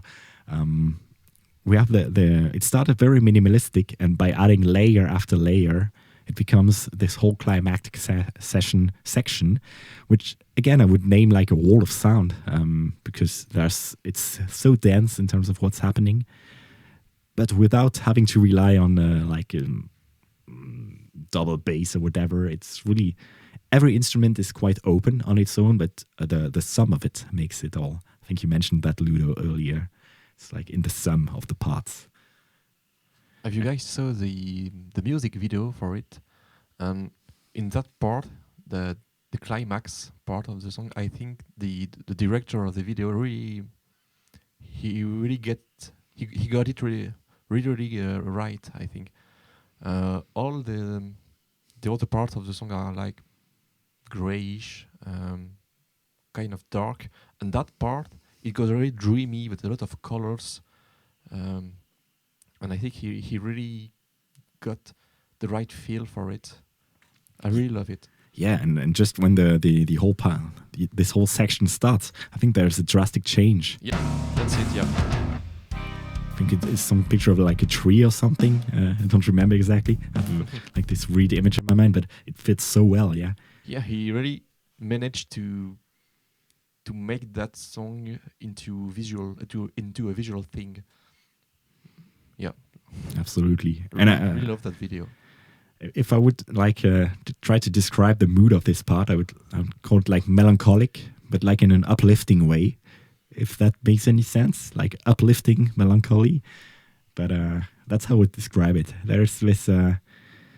It's like really ambivalent in terms of the emotions it makes me feel. It's very sad and quite uplifting at the same time. So really, really weird. And I think, yeah, he pictured that so well in the video with this color change and everything. But still this little bit of bitterness hidden somewhere. Yeah, indeed. And just one more layer that was still on there are the vocals, because the vocals are still doing that, these harmonies that we were listening to earlier, and they also contribute to that whole part. So I would say we'll listen to that whole section again, try to pay attention to the layers being added one after another, and how everything transitioned from something very minimalistic to something really massive and dense. Let's listen to it.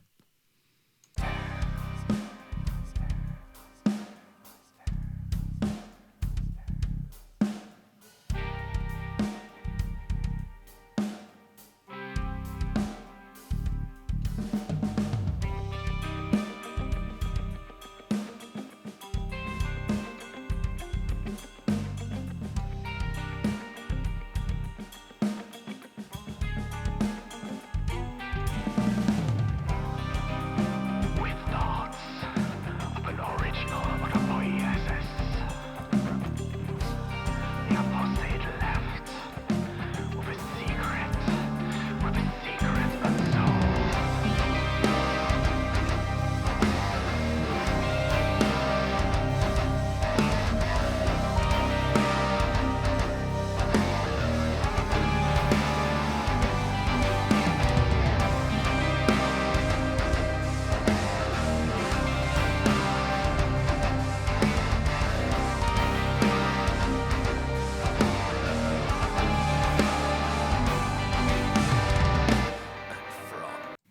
And again, sudden change into the next part to really build up the contrast. Yeah, I'm still very proud about how this section turned out. I think it's one of the rare sections in any songs of mine that I think I can still get the same emotion out of them than I did when I was writing them. That's something really rare, because obviously I've played the songs millions of times, we've played them millions of times together. But yeah, it's still nice to be able to feel kind of the same emotions that I had in the beginning. It's amazing. I don't know how you feel about that. If playing the songs over and over again makes them lose something, or... Not exactly. I think what was that in the beginning is still there after a long time, and what wasn't there at the beginning, it's still not there. I think in the long time, if you get it. Well, it's not an absolute rule. It depends, I think. Let's jump into the next part. Yeah, we almost done. No, not this again.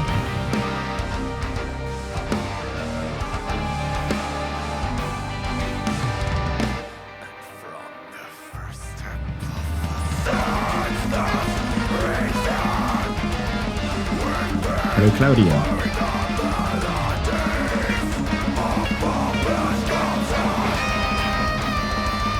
So, as you probably realized, this is our blast beat section once again. So we are back on our harmony that we discussed earlier. So nothing really new going on here. Just in terms of the arrangement, it's slightly bit different here. With the blast beat not kicking in immediately, it was just to give a little bit of rest in between the climactic section we just left, and to make it, because I think it's really hard after a section that is that dense to make it lead into something else. So I felt like a short but effective break like that was really helpful here in order to kind of not destroy the mood from the previous part, but to make it flow really well into the next part. And so these 2 bars of drum break really help, I think. Let's listen to it again. And basically what's going on is just like the guitars being played with a crunch tone instead of distortion, bass and drums just stopping and coming back in with a little drum roll. And how are you doing, Claudia? Thanks for coming, even if it's late. This is going to be possible to rewatch this afterwards on Twitch and on YouTube, so you're going to be able to catch up.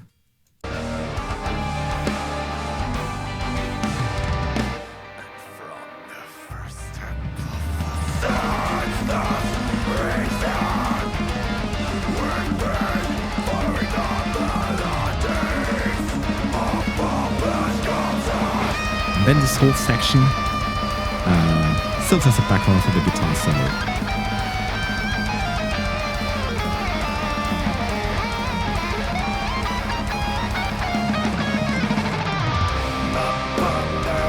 Hello, Murphy. Thanks for coming. How are you doing?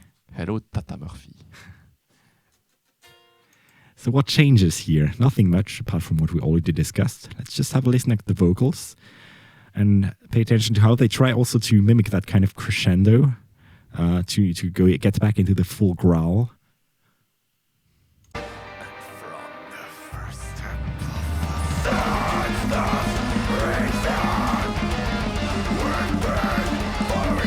Again, there are some backing vocals just to highlight certain parts.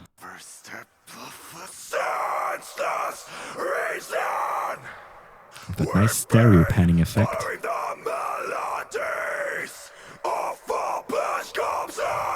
And there's just some slight change, and that was induced by the vocals actually. That's one of the very few instances where the music changed just a slightly bit to accompany the vocals better. It's on this far blast corpses. You will be able to hear how the drums and guitar are highlighting that, which they didn't do in the first exposure of this riff.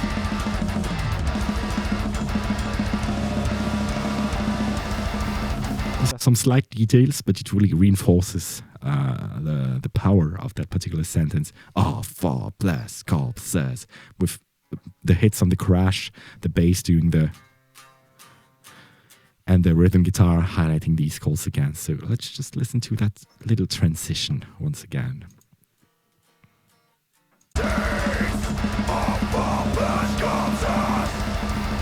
Again, little details, but they contribute to making you really feel these particular words as like a climactic moment, I think.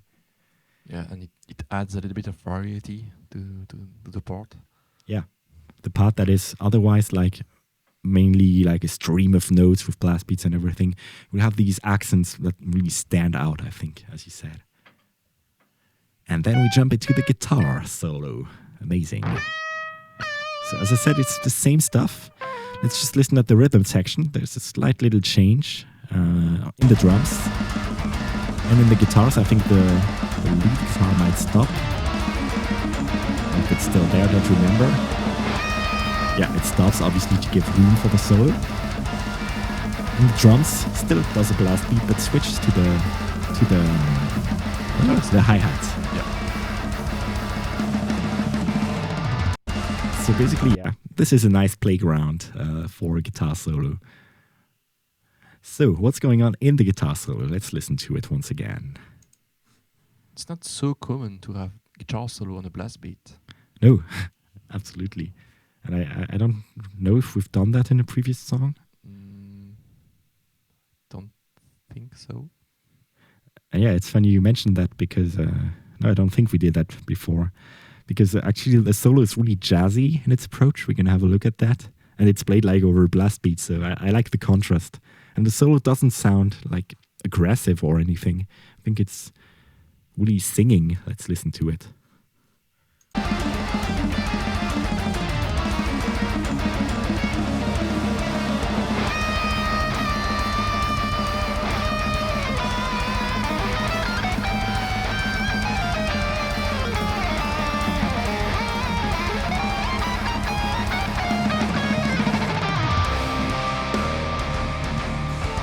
So there are not that many notes, actually. It leaves a lot of space at some times. And yeah, as I mentioned, it's quite jazzy in its approach. And we're going to try to dissect that. Yeah, basically, I like this contrast between the blast beats and this not so intense and harsh solo on top of it. So let's maybe jump to the Guitar Pro. I hope I have it tabbed out correctly. And let's have a look at it. So in terms of the harmony, remember we discussed that this is our one chord. Then we kind of have this, which remember could be seen as some kind of substitution to a 5 chord. And that's going to be interesting in the way we analyze it. And this is diatonic chord again. And this is kind of a chord that is really outside of the key. That again serves as a replacement for dominant chord for different reasons. Because it doesn't have the leading tone, but it's kind of a dominant sounding chord because of the tension it induces. And let's see how that is treated in the solo. So in the beginning I start pretty simple. With some bands here, which are basically playing the minor third. And then the 9th of the chord, which remember is an important part of it. I have it here, for example. So we're playing on that minor add 9 sound. And I think the intention is really important here, more than the notes themselves. So you have the rakes in the bendings, which is something I really love to do. Which is when you like scratch over the strings like this. And then this kind of wide vibrato. And then some little slides here.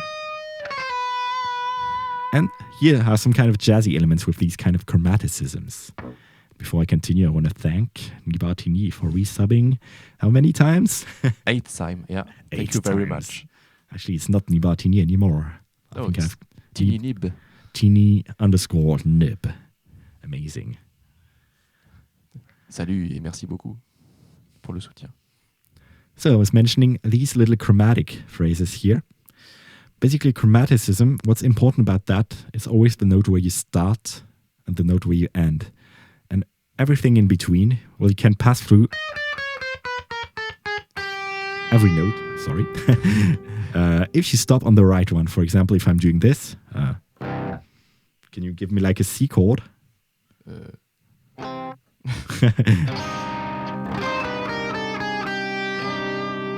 You see, I can pass through every note, and it still sounds coherent if I choose my landing chord well. Let's compare that to, for example, again. Doesn't work. But if I choose my starting point to be a point of rest, my ending point to be a point of rest, then I can do everything I want in between. And that's what I'm doing here. I start from the 3rd, and then I hit this note here, but when the chord changes to, which is part of the 2nd chord basically. So you see, what I did in between didn't really matter. It gave it that kind of jazzy flavor, but I landed on really the changing note here. And I choose to accentuate like the leading tone here. That wants to resolve back here maybe. And remember earlier I said like I treated this one here, this one, as kind of a similar chord to this one here, G7 maybe. Well, you can see it in the arpeggio I'm using here. Basically, what's at the core of this is this augmented triad here. And like a G augmented triad is kind of seen as a substitution also for a G7 chord. So that really highlights that I'm treating this kind of as a dominant chord, really accentuating this note here and playing with the augmented triad. You see, it could totally resolve it back here again. If I do maybe something like this. That's not what I'm doing, but you see the approach I'm using here, I think. And thank you, Claudia, for your resub. 5 times. That's you very 3 much. less. But still, 5 times thank you. It's not the contest. Oh, who can resub the most? Let's go. Ooh. Okay, so this is some kind of an augmented arpeggio, again with some chromaticisms thrown in. And what's really important here is also that you play the last note staccato, which give it a really kind of laid back feel maybe. I think it's also played a little bit laid back, obviously. Just dragging a slight little bit to give it a particular flavor.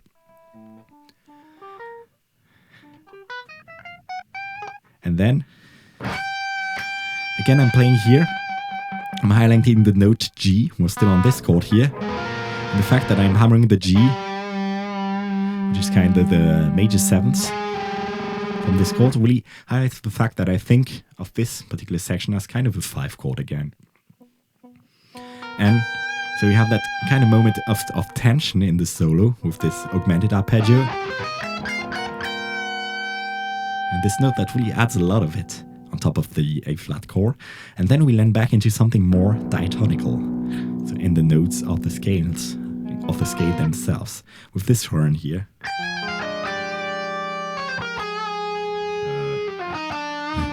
Yeah, kind of hard to get little bits and to remember them correctly. Yeah, without context, yeah. Absolutely. What happens here basically is we land on this chord, which remember is the 4 in our scale. So we are back on something more diatonical. So we can basically just play the C minor scale. Can you play the chord here? Beautiful. And it sounds basically Dorian because it's the 4th note of the scale, and you have this note in your scale, which makes it sound beautifully Dorian. I think I really play on that note here, basically on the 2 color notes we highlight in the chord. This one, the 9th, and the 6th, the 6th, which are already present in my licks here. If we listen to this. This is the 6th of the chord. And here the minor 3rd. And the 6th again. Really highlighting these color notes is important here. And again, there are some little chromaticisms thrown in just to give it a nice jazzy flavor. Not here, but here. And again, remember, it's the notes around that are important. If I play this on its own, sounds absolutely horrible, but to lead you from this note to this one, it sounds beautiful. And it's basically the same idea repeated over 2 octaves. Basically just descending the scale, landing on some colorful notes, and some chromaticisms to give it a little jazzy flavor. Thank you so much, Claudia. This solo is actually, fairly simple, but really effective, and it's also really short. But I think it's enough to give it to really work in the song really well. Yeah, and Tinilib is waiting for the tick-a-dee-dee-dee at the end. Yeah, exactly. No, yeah, maybe I might think about the very end. Oh, yeah, palm maybe. muted, those palm muted notes. Yeah. That could Yeah, totally be it. We'll go for it soon. Well, actually, we're jumping right into it. So far, we said that the C minor chord was basically just treated with some emotional dance. Then this was basically treated as a G7, kind of hidden. Then we go back into the scale with a diatonic chord, highlighting some color notes. And then what's really interesting is how I'm treating the last chord. Basically, remember this chord is really distant from the key. We're in the key of C, right? And basically none of these notes are fitting into the scale of C minor. Well, apart from maybe this one, but these ones really have nothing in common with this key here. So how did I treat that? And actually, I chose not to highlight these really outside of the key notes, but rather treat that whole chord not for the notes that are inside of it, but more for the color, for the effect that this chord brings. And the effect that this chord brings is a lot of tension, a lot of surprise, and a lot. It sounds right outside of the key.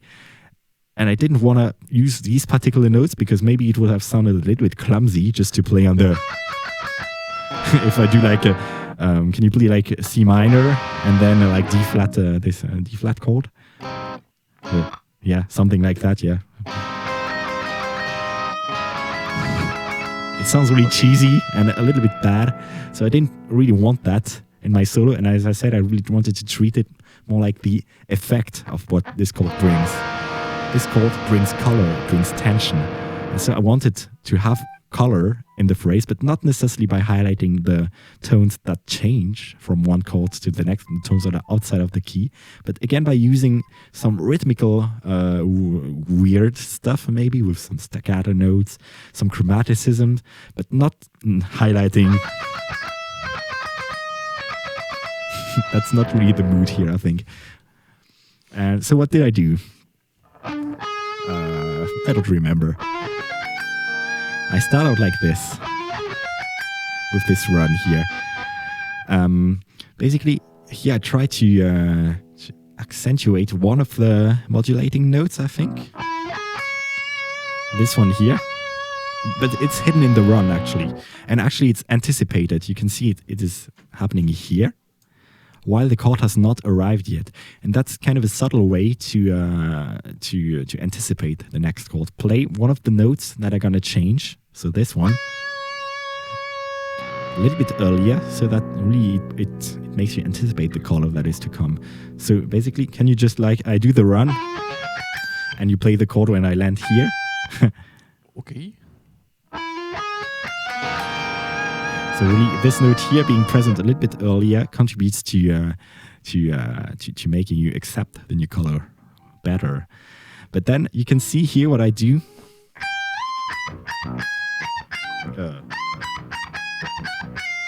Is I'm really basically playing on the C minor scale. I'm doing G, C.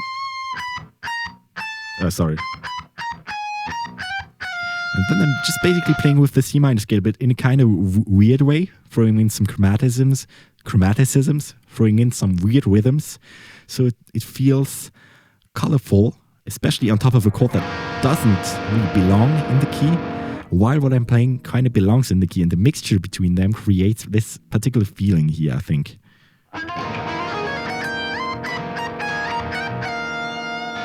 And you see, for example, this note here, it's absolutely not in the chord, for example. In the chord you have this note here, and I'm playing this on top. How does that work? This really gives the spice here, and this really, I think, highlights absolutely how I was thinking about this chord. Not as what notes are inside of it, but as what effect it creates at the moment it arrives. And that's something you do very often in jazz or fusion, whatever. You don't necessarily treat every chord with every note inside of it, because sometimes it's just it's not the best way to make it sound good, but you have to think about what this chord is there for. And yeah, it's that you create some instability. And I tried to do that in the solo by these weird staccato rhythms, some kind of shuffly groove. that was weird, but I think you get the idea. That I didn't really try to highlight which note I'm changing, but really gave a particular effect here. And then we have the final little diggly run. Let's see if I can remember it.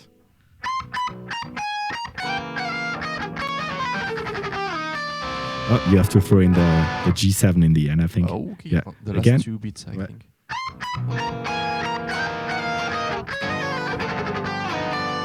Okay, all right. Oh, you did it a little bit early, but I don't know when. It's right on the. It's on the diggy. Yeah, All right. exactly. Okay. I see. But actually, what you highlighted is interesting, because I start playing with that G7 kind of color actually earlier than the chord arrives.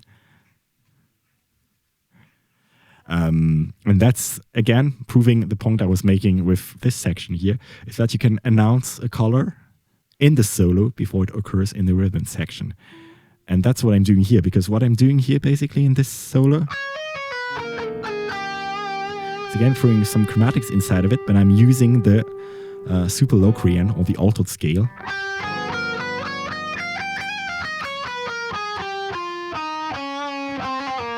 Oh, sorry. Some little slips here and there. Which is basically what was used in jazz to really be played over a dominant chord, because you have basically every tension you want to have in there. So we're in G, you have the flat 9, the sharp 9. I'm sorry, I'm not playing in the same key. We have the root, the flat 9, the sharp 9, the major 3rd, the sharp 4, the sharp 5, and the 7th. And this is really an interesting scale to play over dominant chords, because you have every single tension you want. And basically I'm starting to do this a little bit earlier, with some chromaticism added, but you can see I'm still playing around these notes here. So I'm really anticipating the color here. And that's interesting again.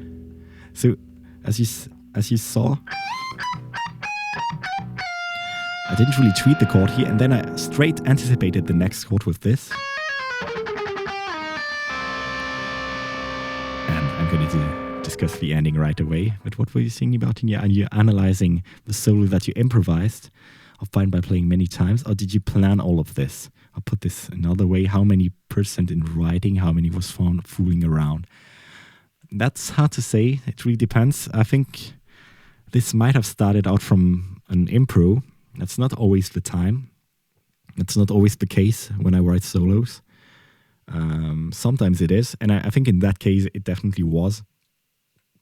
And then, no, I didn't think about all of these ideas I just mentioned. It just happened quite naturally, because these are things I'm always confronted with when I'm improvising or anything in jazz. So I think these are the kind of colors that come naturally out of my playing, like anticipating the next chord, playing with some chromaticisms, accentuating the color notes on the different on the different chords that they go by, and yeah, treating some chords not with the content they have in notes, but really as the effect. All of that is really part of my vocabulary, and I think I don't have to be really consciously thinking about all of that. It really has become part of my musical vocabulary, as I said. So I hope that answers your question. There is no like grand scheme of things when I start writing alto solo, usually. Again, what we are doing here with these analysis kind of videos is not really how I think about it, especially when we're looking at the music theory. It's not really how I conceptualize the music in the moment, but how I integrated all of these concepts and how they naturally come out in my writing.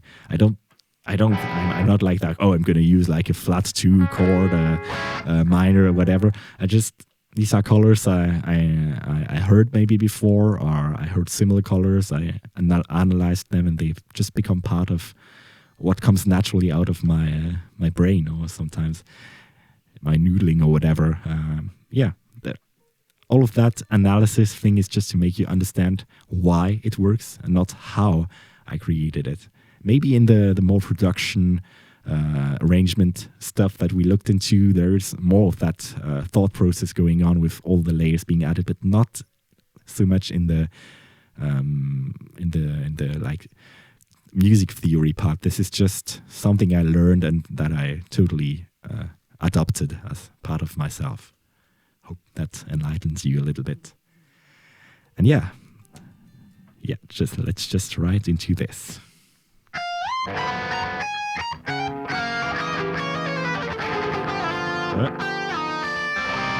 And the stiggity is just some kind of chromaticisms.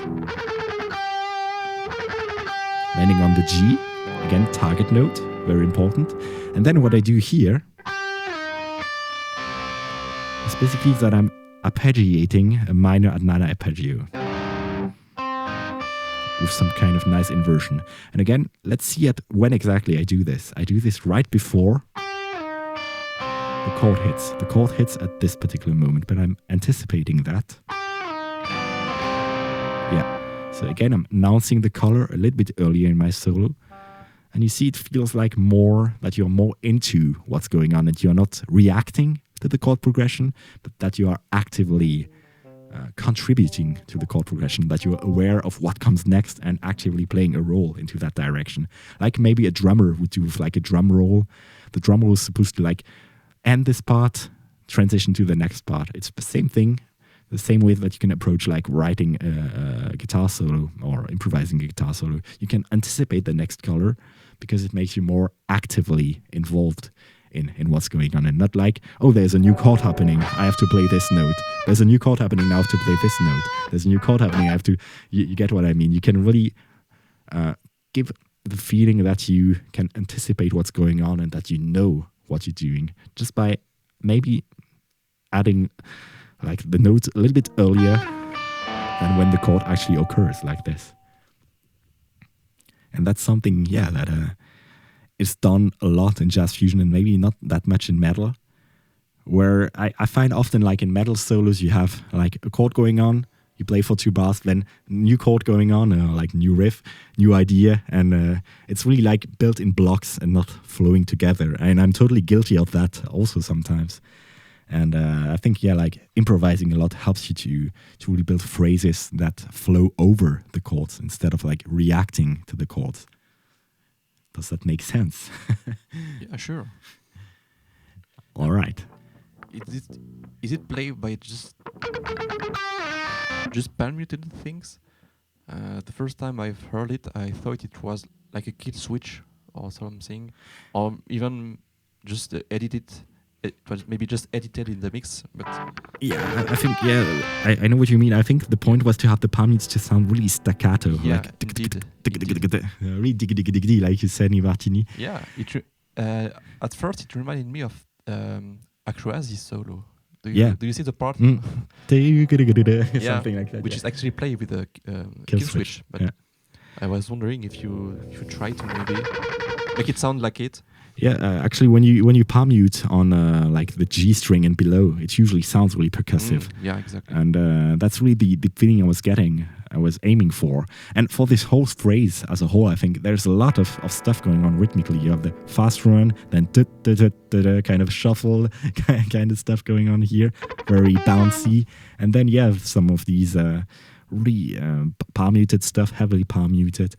And I think this is also what contributes to treating this chord here as a color. It's a weird color. So I do some weird stuff rhythmically here, some weird stuff in terms of the dynamics, cutting the note short, playing very staccato. And I think it fits with that mysterious vibe here without having to do the highlighting these notes, which would be very clumsy, I think. So that's it. A lot of chromaticisms, a lot of anticipating the next chord here, a lot of playing with rhythms and the dynamics into your notes, which make it sound really, jazzy in its approach. Although it's played over a blast beat. I think we ought to be listening to it once more, maybe.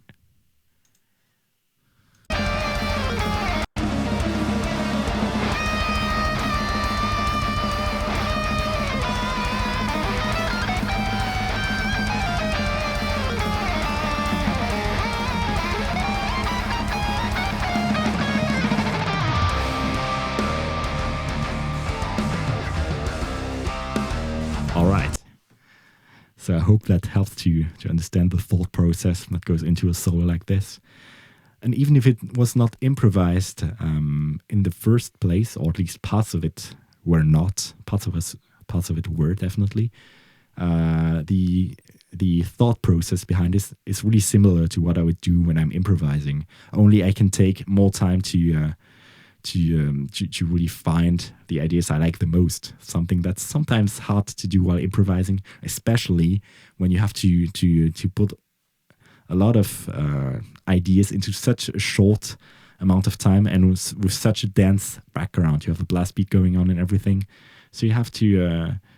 It's quite hard to have something fully improvised here, just because of the context.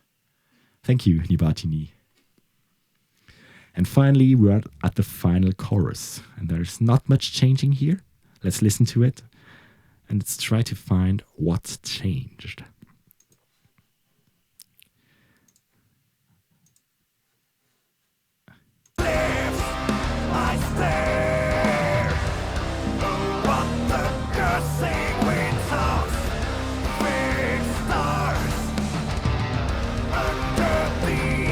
The drums, definitely. Cosmological vanity. What this graveyard's expectations rise up. And the ending. So the most obvious change, I think, is in the drums and bass part. Let's listen to that. I clicked all of these separately. Yeah, there we are. So the drum and bass are now playing every triplet.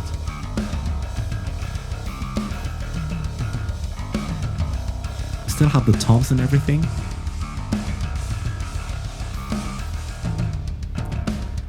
But you see how it contributes to making this part more conclusive, more final. Again, we take basically the same elements we had before, but keep it interesting by adding just some slight little details that make it change from the chorus before. And yeah, these drum and bass changes are very important, I think, here. Was something you want to say? No. No. All right. It's a nice song. In the vocals, there's some stuff added also. I don't remember exactly where. Yeah. The cursing winds of fixed stars. Fortunately, you cannot isolate them. The arch of our cosmological vanity. There's some stuff going on in the back. Just some ahs. Just again to add some more vocal layers to make it feel thicker for the final chorus. Just have some more elements being added here. And let's have a listen at the synth. I think they change a little bit as well.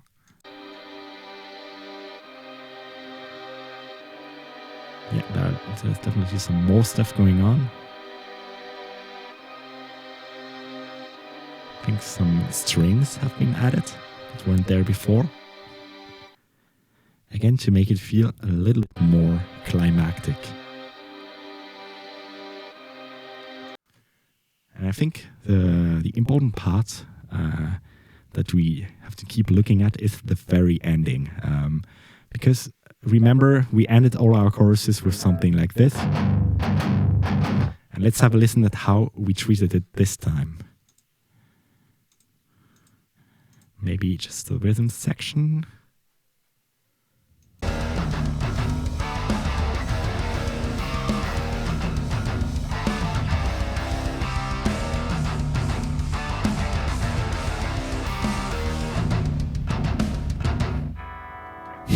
Perfect. Yeah, so you see, it's basically giving the effect of slowing down instead of having. We now have. Everything is delayed by a triplet, and this gives you kind of the effect of like a heartbeat, because this kind of to me sounds like a heartbeat. Slowing down. Slowing down and finally stopping. I think that's a great way of seeing it. Let's listen to it that way. You have the heartbeat, to-tum, reoccurring several times. In the end, it slows down and stops.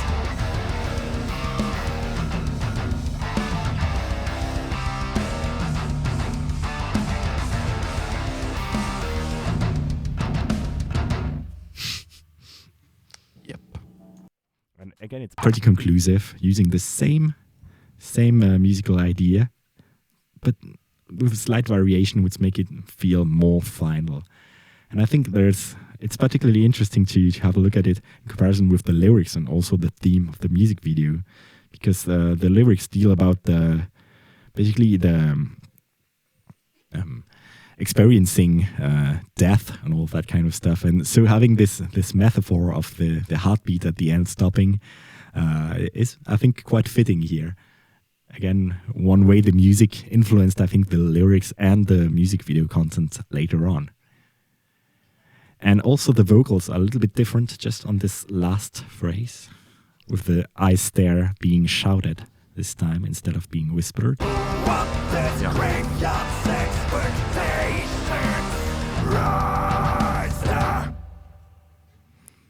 And one little spoiler for you guys is that the song here ends on the lyrics I stare, and the song right after on the record starts on I stare at these hands. And again, this is something really clever about how Arthur writes lyrics. It's that everything flows together. There are concepts being found, little phrases being found here on the record, and then maybe a couple songs later, or maybe just the transition between the two songs. And I really love this here. I stare. And then next song starts exactly like the continuity of this. And very cool. Yeah, I never realized that, actually. Yeah, I just learned it. No, and there are several of this in his works, actually. Oh, maybe I have to check them out someday. Maybe. Looks like interesting. Yeah, that's great. And you will see also there's like some song titles from other songs being present in lyrics. Yeah. That you realize, because you have to sing these. Totally. And that's, very clever about his writing. I really hope we can have him as a guest for Fractal Talks to talk about all of that in depth. He did the in Anger of Decline, the first song, Premise to Reality, and the word fractal universe is in the lyrics, right? Yeah, absolutely. Yeah. I'm thinking there are some more fractal references in this record, but I can't find on the spot where. And also, one thing that is, I don't remember what I was going to say. The fractal talks with no, Arthur. I moved to something else already, but I don't remember. Well, Too bad. Too bad. Sorry. No, it's not your fault. Your fault. So I think that's it for this song. Again, I think I've proved my point in saying that with really a little bit of only a few starting elements, you can arrange them to make a whole song without having to revolve about time signature changes, about 1 million ideas, bringing up a new idea on every part. We can reuse a lot of elements. That was the case with the chord progression. That was the case with the rhythm from the intro that kind of served again in the mid part. And that's something I really love about composing. It's really try to get the maximum possible out of each single musical idea. What can I express else? What else can I express with this chord progression? What else can I express with this rhythm? And That's really something I encourage you to do, both as exercises, obviously, first. Try to get one idea and to squeeze everything out of it, like vary the rhythm, vary the melody, vary the instrumentation, vary the drum pattern behind, and try to get the maximum out of it. I guarantee you it will help you maybe to come up with stronger songs, basically, but that are still extremely interesting. Thank you, Ludo, for 256. No, 6. Yeah, 56 bits. I'm Thank you very confused with much. German numbers because the Germans are pretty weird with numbers. They reverse everything. Yeah, Sometimes they. maybe not as weird as French, Oh, because Germans would be like. because 99. Yeah, that's something. That's level 2, I think. Level 2 unlocked. But yeah, German is pretty weird. All right. Would like be 206.50 in German, which I hate. I'm a native speaker, but I still struggle with the German numbers a lot. Maybe if you spoke one language, maybe you'll be less confused. Actually. Yeah. Yeah. Again, Thank you totally very off much. topic, but thank you so much. Yeah, thank you very much. Yeah, we can't wait to release the album as well. It's really only a few weeks away now. Hard to realize. Really hard to realize that this thing we've been working on for so long is finally going to be released into the world. As we say in French, this is the last straight line before before the release. Yeah. And we can't wait. Yeah. And yeah, maybe we're going to do more of these analysis videos for the songs that are going to be on the record. Maybe you guys can throw in some suggestions when the record is out on what you would like to see, be it on these analysis videos, also on like playthroughs and all kind of stuff. Yeah. And yeah, I think that's it for today. I think the other guys are waiting downstairs and are starving, probably. Yeah. Does the album ship from Valentinier? It ships from here, actually. Yeah, it ships from this very place. And you know what? They here right now. We have them in our hands, but you have to wait. All right, guys. Again, thank you so much for watching this. This is going to be available for rewatch on YouTube later on. And yeah, I hope you find this interesting. Again, feel free to make any contribution to the band that you can afford. Be just sharing the word around about our new singles. Share them with your friends. Anything you do might be helpful. Or if you can afford it, maybe pre-order the record if you haven't already. We've got some cool packages and bundles available on our web store. And also maybe consider making some donations here on Twitch if you have some extra money to spare. Anything will be helpful to help us continue make music, continue to go on the road, since apparently that will be maybe a possibility again in the future. Yes, it is. Hopefully.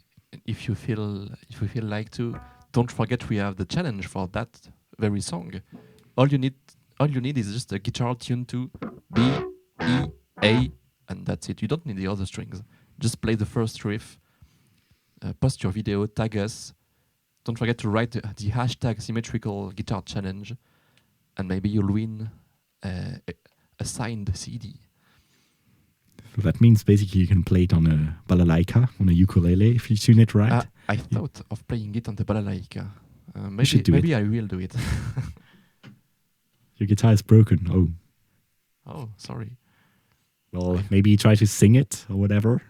We take any entries you want, or if you want to play it with a kazoo, whatever, I don't know. You can still do it.